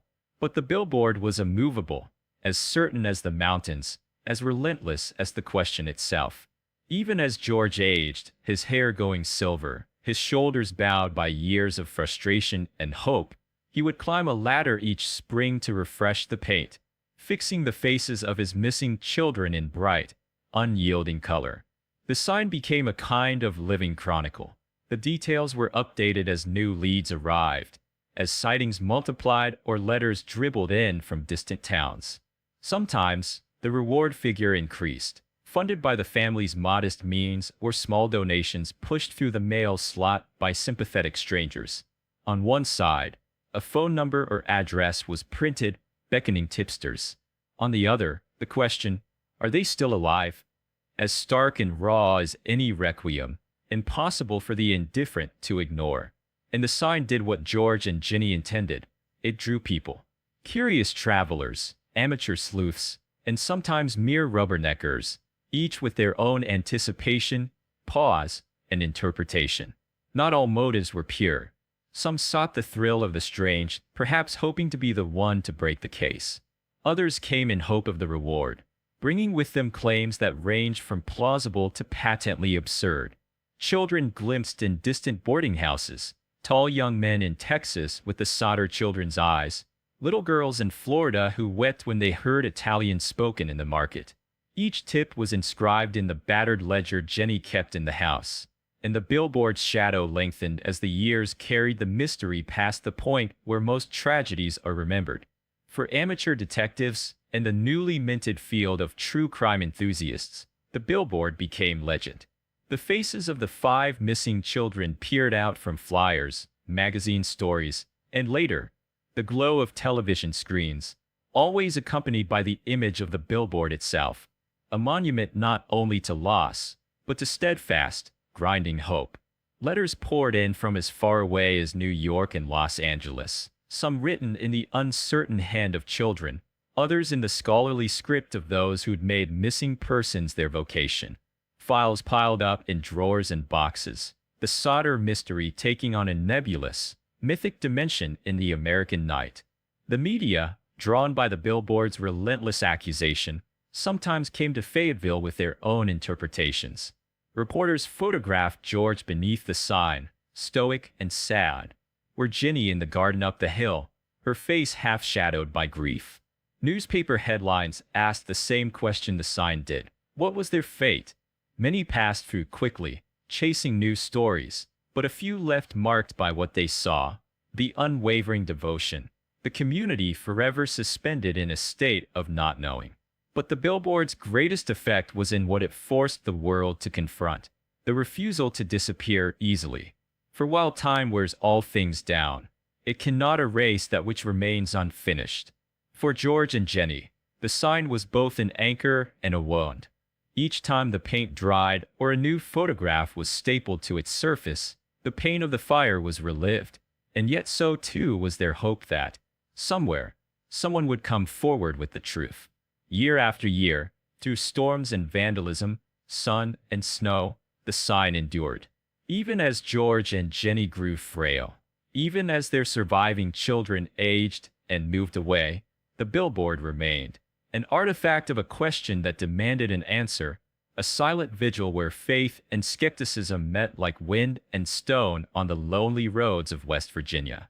In time, it was not just the Sodder family that claimed the billboard's legacy, but all of Fayetteville, and even the wider world of those who cannot relinquish hope where certainty is denied.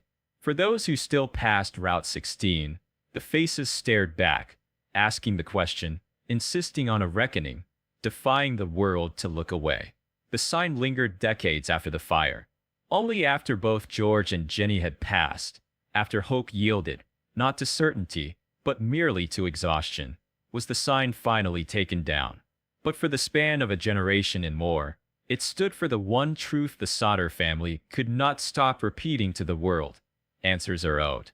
Justice may yet be possible. Our children are not forgotten. For the world beyond Fayette County, the case of the missing Sodder children ended quietly, decisively, and, some might have said, mercifully. In courthouse files and yellowing newsprint, the story was a neat, if tragic, equation. A house fire, 5 young lives, a sorrowful family forced to accept the ultimate price exacted by fate and faulty wiring. The signatures on the final report grew as brittle as the ashes left behind, and in the ledger of the authorities, the matter was closed. But in the halls and heart of the rebuilt Sodder home, closure was an illusion. For every official document stamped and filed away, a counter-narrative swelled, constructed not merely from hope, but from the persistent ache of questions never answered. This was a private tribunal, convened every day in whispered recollections, midnight arguments, and the stubborn rituals, the garden, the billboard, the folder of tips and clippings, that gave the family's grief the form of a mission. There was no peace in it, only the cold comfort of defiance. The sheriff, the fire chief, the state fire marshal, each offered the same measured refrain. No evidence of arson, no sign of outside interference. The children had perished in the heart of the blaze, their bodies consumed in an inferno so complete, so hot, that nothing tangible remained. As months faded into years, officials would respond to the occasional, persistent media flurry with see-no-evil patience. Every avenue examined. No fresh evidence. A tragic accident. Let the family heal. But the Sodders did not heal. They harbored a wound that refused to close. Inside their home, the official verdict was spoken only in anger or at breaking point. Would-be comforters who invoked it found themselves gently shown the door.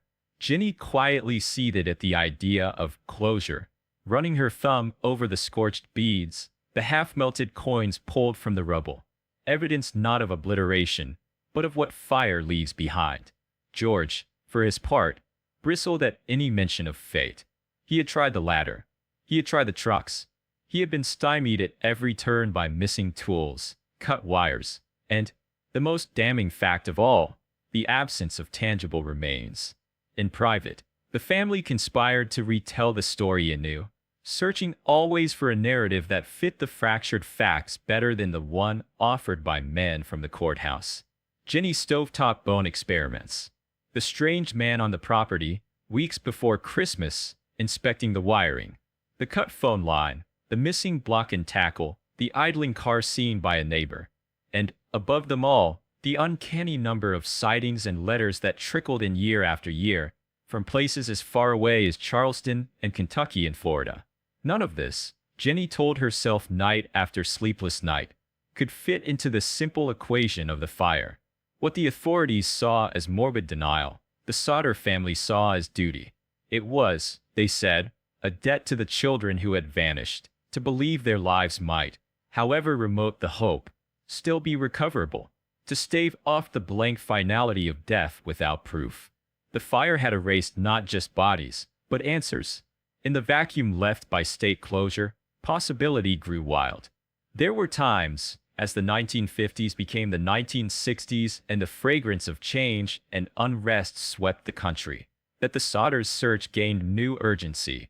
Every missed phone call, every fragment of rumor lashed onto with a fervor outsiders sometimes mistook for desperation. The family hired private investigators, many of whom took their money and delivered only further mystery or silence. They saved their pennies, then dollars, then hundreds, responding to every tip with the same doggedness they once brought to George's coal business. Years brought not healing, but a relentless accounting of opportunities missed, questions they believed the very people charged to protect them had left deliberately hanging. Theories bloomed wild. With each revelation, the photo from Kentucky, the coded message, the stranger's threat muttered at the insurance office, a new narrative took root. Some nights, the Sodder kitchen was thick with arguments. Was it an organized kidnapping? Mafia retribution for George's open disdain of Mussolini and the old country order? Did someone see a chance in a holiday home bursting with children and loose routines? An opportunity for crime, wrapped in flame? Jenny and George, often alone now save for their surviving children and wary friends, sometimes considered the painful possibility of an official cover-up. Had the authorities harbored their own secrets? Had they failed out of ineptitude? Or had they perhaps turned a blind eye to the hints of conspiracy because it was easier? Because to investigate further would risk revealing complicity or embarrass powerful men? In quiet moments, when the house was hushed and the garden grew somber in the dusk, Jenny would admit this darkness kept her up at night more than any memory of the fire itself.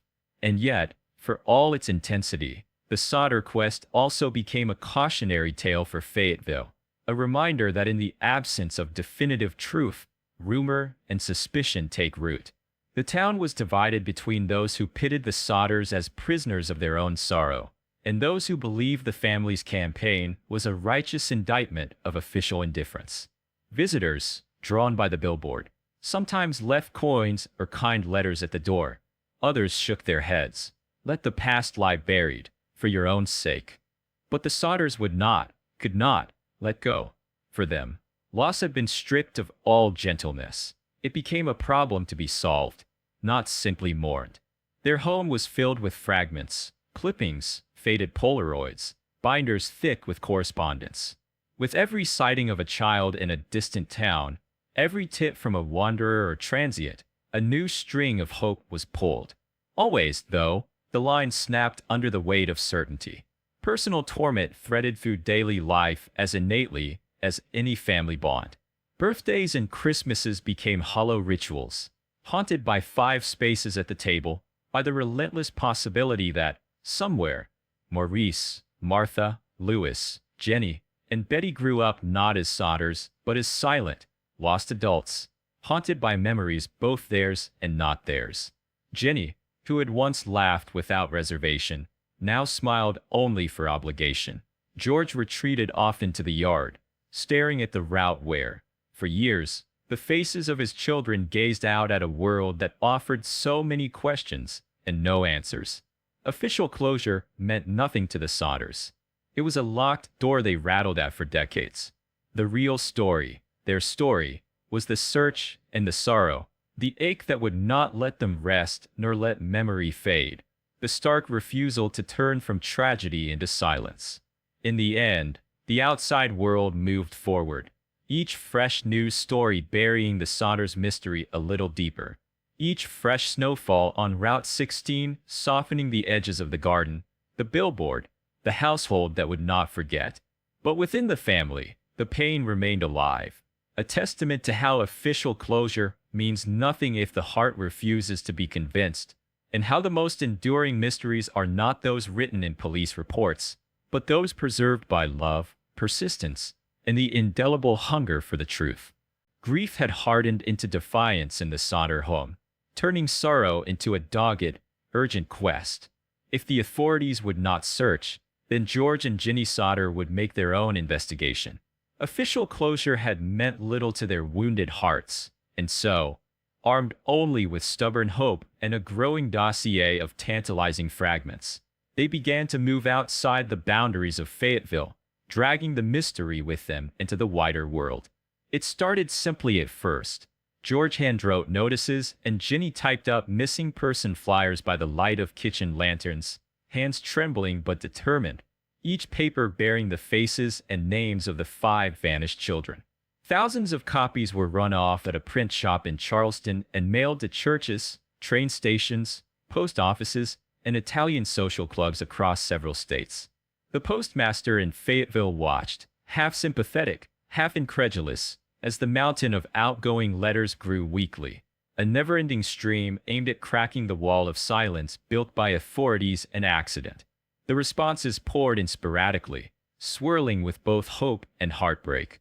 Sometimes it was just a mention, a child glimpsed in a distant town, a family that matched a vague resemblance from a newspaper article, a laborer in Ohio who remembered a boy with deep brown eyes and an Italian name. Sometimes the letters were wild, even cruel, taunting the Sodders with ghost trails and red herrings. But George and Ginny did not discard anything. Every detail, however fragile, was cataloged, mapped out, and discussed late into the night while wind spat against the house and the rest of Fayetteville slept. As the task overwhelmed them, the Sodders turned to professionals, at least those who called themselves such. Private investigators were summoned, some by recommendation, others drawn in by the family's national pleas and by the promise of a reward. Each arrived carrying the dubious credentials of drifters and ex-lawmen, eyes sharp with opportunity, pockets quick to empty. Some wore the guise of empathy, sharing coffee with Jenny in the kitchen, taking meticulous notes by the warmth of the kitchen stove. Others exuded the weary optimism of men long acquainted with the disappointments of vanished persons. Few brought results. Many, it turned out, brought only the same questions, dressed up in the language of expense reports and travel costs. And yet, the Sodders paid, and paid again. They scraped together George's coal-hauling income and the donations that trickled in from distant sympathizers. Women in New Jersey who sent $5 bills, descendants of Italian immigrants in Chicago, even children who mailed in pennies with letters that simply read, helped find them. If hope could be bought one inquiry at a time, the Sodders would have emptied themselves gladly. Victualed by desperation, George himself became an investigator, a man transformed from Appalachian provider into a storm-battered, wandering detective.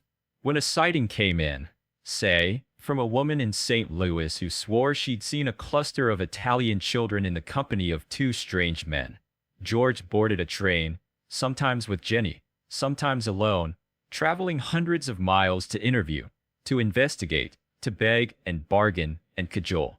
He journeyed to distant towns where the faces in the crowds always seemed a little too familiar, only to confront the ache of mistaken identity again and again. In every hotel room, every police station, every lifeless address, George repeated his story, showing faded photographs until the children's faces blurred together with every other lost soul in America's restless mid-century shuffle. There were anxious interviews with confused bystanders, questions posed to motel clerks and boarding school teachers who grew defensive or sorrowful under the press of his hope.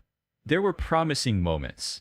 A child in a Catholic orphanage who looked so much like Jenny Jr., it made George's hands shake. A sullen boy in a migrant camp with a habit of glancing over his shoulder who, for hours, had everyone convinced until the records proved otherwise. One spring, the family followed a promising lead to Charleston, where a girl matching Betty's description had been spotted in a traveling carnival.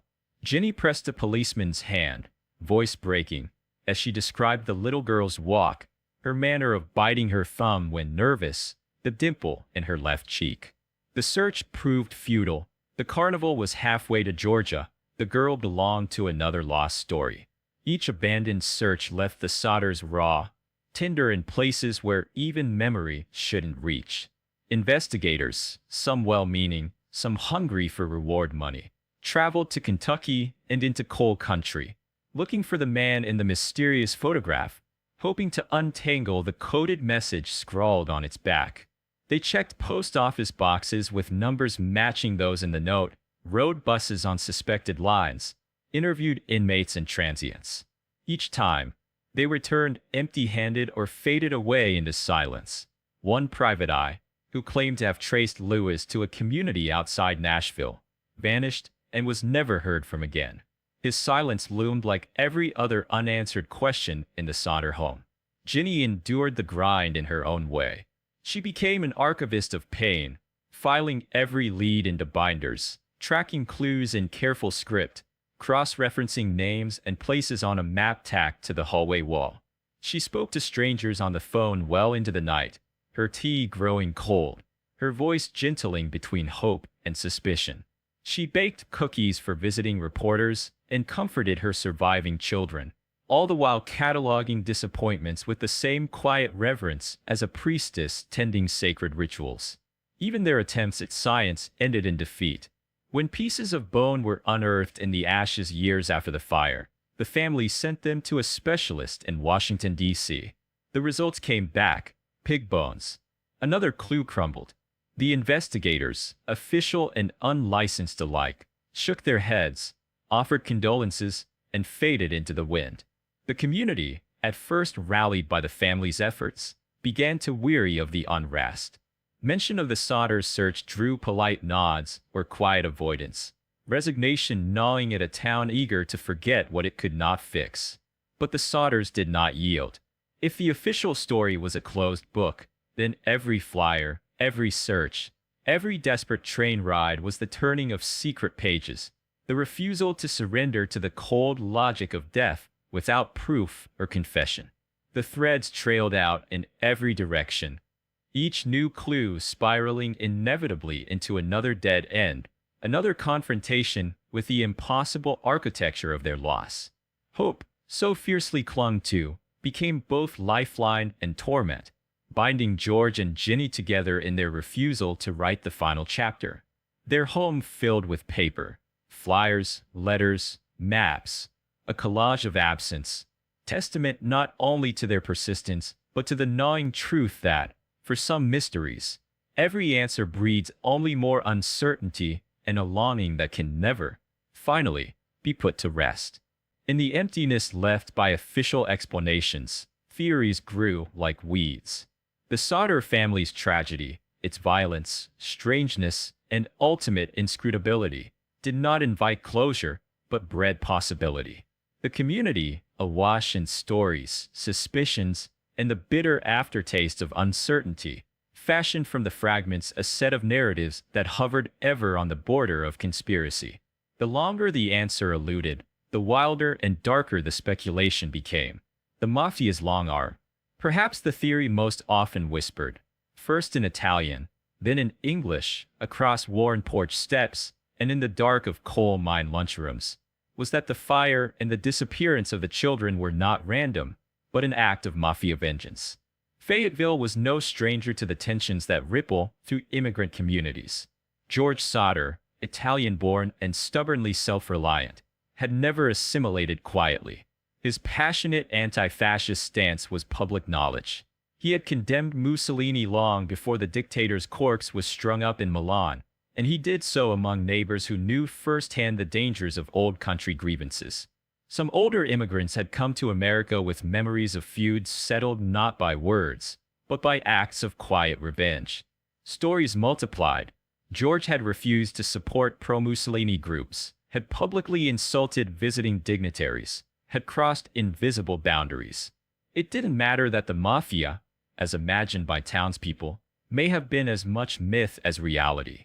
There was, among the older generation especially, a belief in vendetta, The idea that an insult, especially one aired loudly enough, often enough, demanded restitution. Maybe it was not the fire itself, but the vanishing of the children that was punishment. The lack of bones, the calculated sabotage, the sightings reported far from West Virginia, all seemed to fit the script of an orchestrated reprisal. Some imagined the children spirited away, raised under new names, as leverage or simply as a cruel exercise of power, a lesson writ in fire and absence. The theory stuck, even as journalists, detectives, and law officers admitted that there was never a single name, not one concrete link, to a mafia hand. But for a family desperate for answers and a town hungry for a narrative larger than accident, it was both comfort and curse. A kidnapping for ransom gone awry. Others, especially those more credulous to the logic of rural criminals, whispered about kidnapping. Here was a large, prosperous family, well-known and, by mountain standards, not without resources. In this theory, the fire was the fog behind which a more direct crime was committed. The children, half awake and confused, heard it out beneath the nose of their panicking parents, hidden in a waiting car, the house consumed to erase the evidence. But the expected ransom note never came. The police, for all their failures, could find no one on the margins of Fayetteville with sudden new wealth, no one who had ever come forward with demands or taunts, no suspicious visitors counting cash in nearby boarding houses. Yet, some pointed to the clumsy phone call answered by Marion as either a tip-off or an abortive attempt at communication. And what if a ransom demand had not materialized because the plot had soured? What if something had gone wrong in the chaos? Plans changed, decisions reversed, leverage lost. This theory, like the mafia story, fit some facts while ignoring others. It spoke to the horrid logic of rural crime, that desperation sometimes breeds evil as thorough as malice. For Jenny, it was a wound within a wound, a story she could not help replaying in her head. Her children taken not by flame, but by hands she could neither see nor stop. Child trafficking, the unthinkable. In the later decades, as television and true crime magazines flooded into rural homes, a darker suspicion began to take shape, a possibility as modern as it was monstrous. What if the Sodder children had been taken for trafficking? The 1950s and 60s saw waves of national anxiety over missing children, and the mystery of the 5 vanished siblings fit neatly into the template of a broader, communal horror. The supposed sightings, the children seen with Italian-speaking strangers, huddled in a car, hidden in a motel, were suddenly recast. Were the children being groomed, passed along a chain, erased family by family, so that no one would ever find a thread true enough to follow? It was a theory especially favored by outsiders and later generations, and it hung like smog over the family's hope. For George and Jenny, the idea was almost too hideous to voice, but in their darker hours it would creep in. It explained the calculated thoroughness of the fire, the utter lack of remains, the enduring silence. Yet it also required a vast, unseen criminal network, a vision more chilling, if less likely, than the small-town clay from which most suspects were molded. Trafficking, so went the theory, needed not just cruelty but complicity, the quiet acceptance of others willing to look away. Insurance, greed, and deadly grudges. Another suspect lay closer to home. The financial disputes that trailed the Sodders in the months before the fire. The insurance man who threatened George, for instance, "Your house will go up in smoke, and your children will be destroyed," became, in the years that followed, something akin to a folk villain. Had an insurance dispute escalated beyond angry words?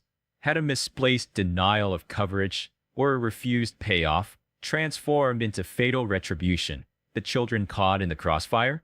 In this version, the crime was not political or random, but one of revenge and money, a motive older than memory, mundane but no less monstrous. Yet nothing ever stuck. Investigators, pressed by journalists and desperate family, circled these suspects endlessly. No hidden wealth turned up among locals. The insurance man was questioned repeatedly, his reputation tarred, but no evidence ever found that he'd taken any action beyond words. the phone lines cut, the missing ladder, the odd strangers, all remained clues without a culprit, pieces of a puzzle that, in the end, was more like a handful of sand. The cold void of evidence. In the end, despite the accumulation of theories, each so persuasive, each ending in failure, every investigation, private or public, ground to a halt at the same dead end, no proof. The mafia left no trail. No criminal confessed. No trafficker was ever found, and no ransom note ever arrived. The sightings, so abundant in their promise, vanished when interrogated. The insurance man's threats, though chilling, were never substantiated by deed. The Sodders' personal torment only deepened as the years went by. Each theory, rather than healing, reopened wounds. Every new angle was a delay of mourning, another avenue of suffering, another cycle of hope and disappointment. Fayetteville, too, split further into factions, those convinced of a shadowy crime, others muttering about the dangers of clinging to the impossible.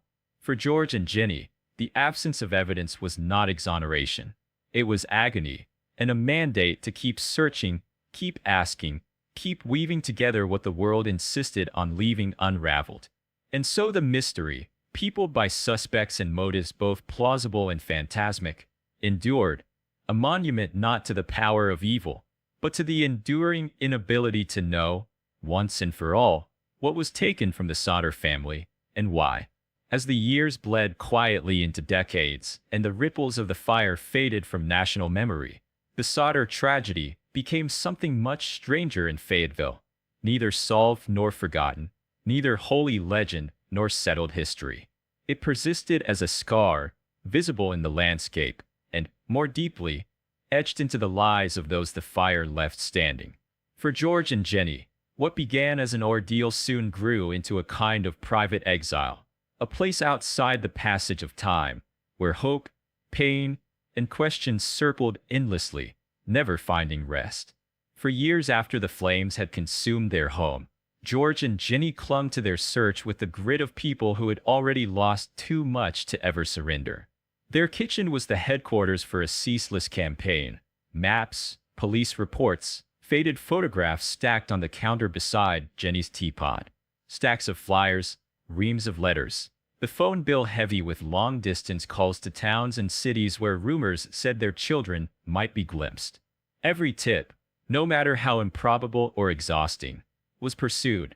The solitary figure spotted at a roadside in Ohio, the whisper of a girl with haunted eyes in Florida, the promise of a name scrawled at the bottom of a letter from Kentucky. Investigators came and went. Each hopeful lead was sharpened into ritual and routine, then blunted by disappointment. Years rolled forward with silent, implacable force. Fayetteville changed. The coal trucks grew silent. Families that once whispered in church queues drifted away. The 5 missing children became less real in the minds of the new generation. Faces on a billboard, voices in a story told by the old-timers at the edge of the market on slow afternoons. But not for the Sodders. For them, every holiday was spent around an incomplete table. Every Christmas, Jenny set 5 extra places, refusing to let the world close the gap. Every blooming spring in the garden that grew in the footprint of the old house, she bent low to the ground, searching the dirt for a bone, a bead, a sign that might redeem so many years of absence. George with a fight like a badge and a wound.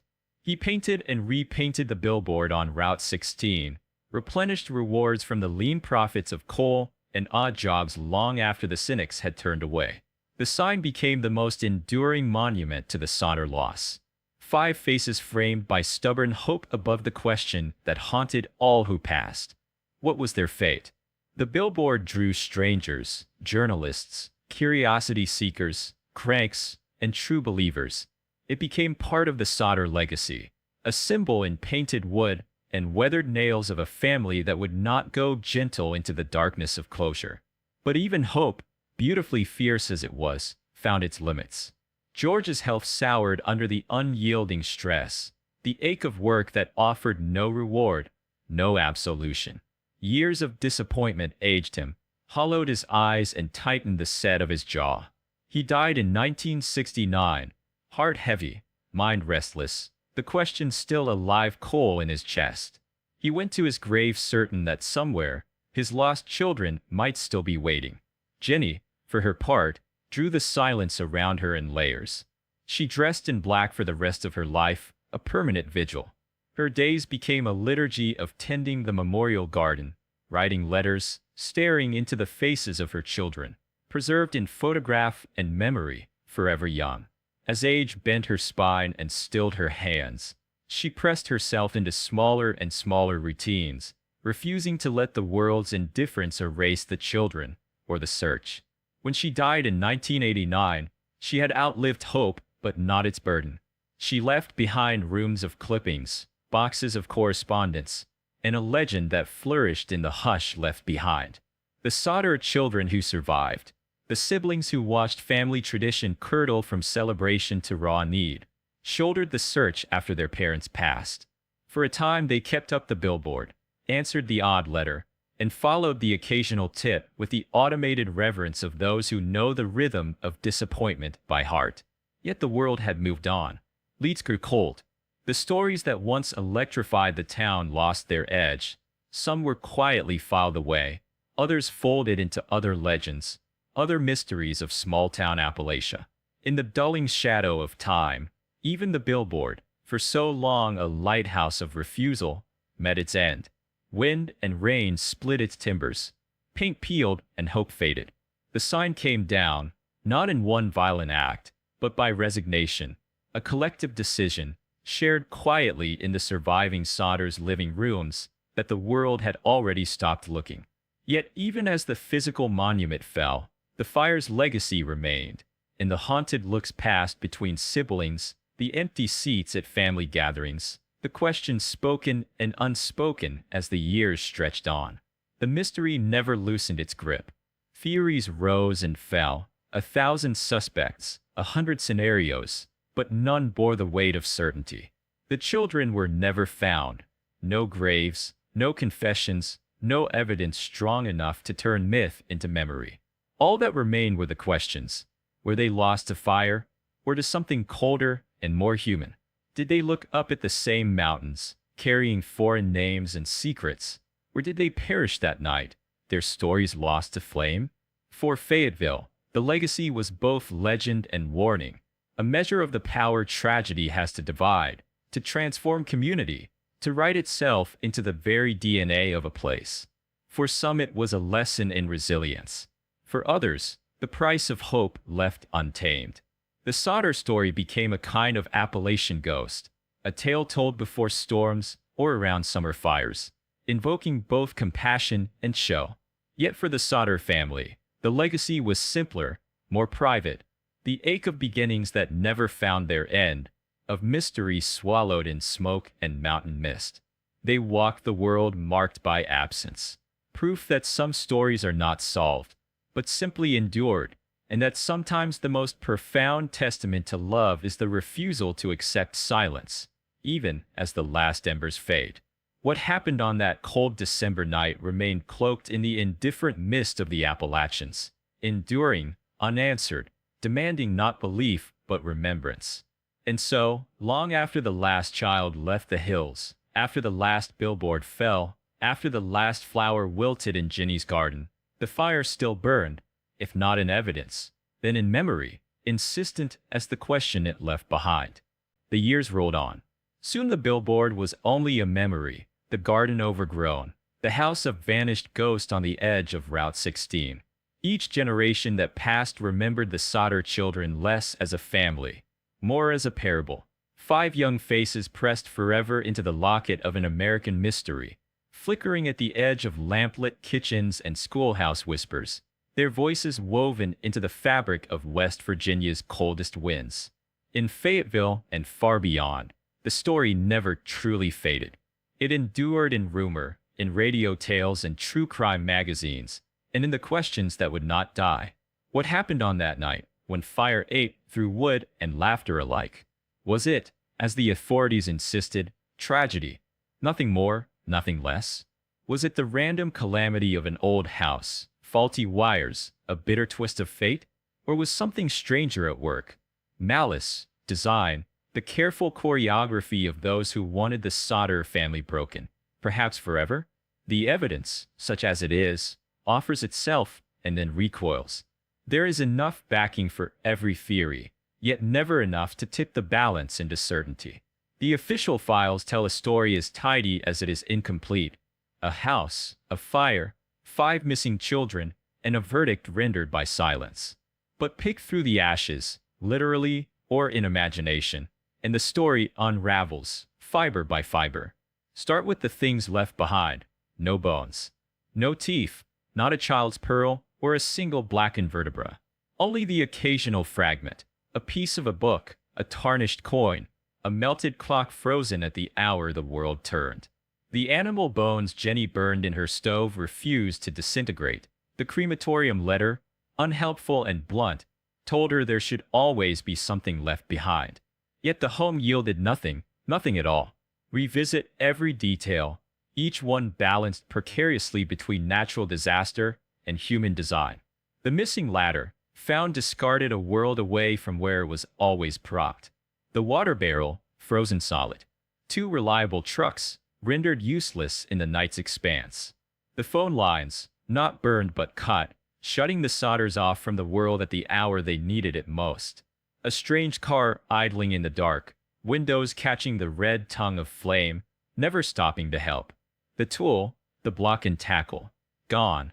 A neighbor later swearing he'd seen a man stealing away with it, as the fire covetously erased every other witness. Then consider the men at the door in the weeks before. The wanderer with his chilling comment about the wires. The life insurance man whose rage left an echo. Your house will go up in smoke, and your children will be destroyed. Idle threats or careful warnings. In the uncertainty of post-war Appalachia, where old grudges and old country feuds still festered beneath the skin, no rumor felt too far-fetched.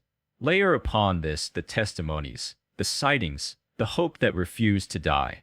The bus driver, firebombs, strange, not spontaneous, rolling over the Sodder roof. The motel owner, miles away, recalling children who looked haunted, features pressed behind unfamiliar names, shepherded by silent adults who spoke in Italian hushes. Letters arrived, often too late, telling of children glimpsed at dusk, peering mournfully from the windows of passing cars, matching the lost faces slathered on flyers and newsprint. And then, as the years mounted, the bizarre photograph from Kentucky, decades removed but steeped in suggestion, a man grown into adulthood, his face a chilling echo of young Louis Sodder, the back scrawled with nonsense and longing. I love Brother Frankie. Illo Boys, A90132 or 35. To the outside world, another dead end. To the Sodders, both proof and accusation, a promise that even total erasure leaves shadows.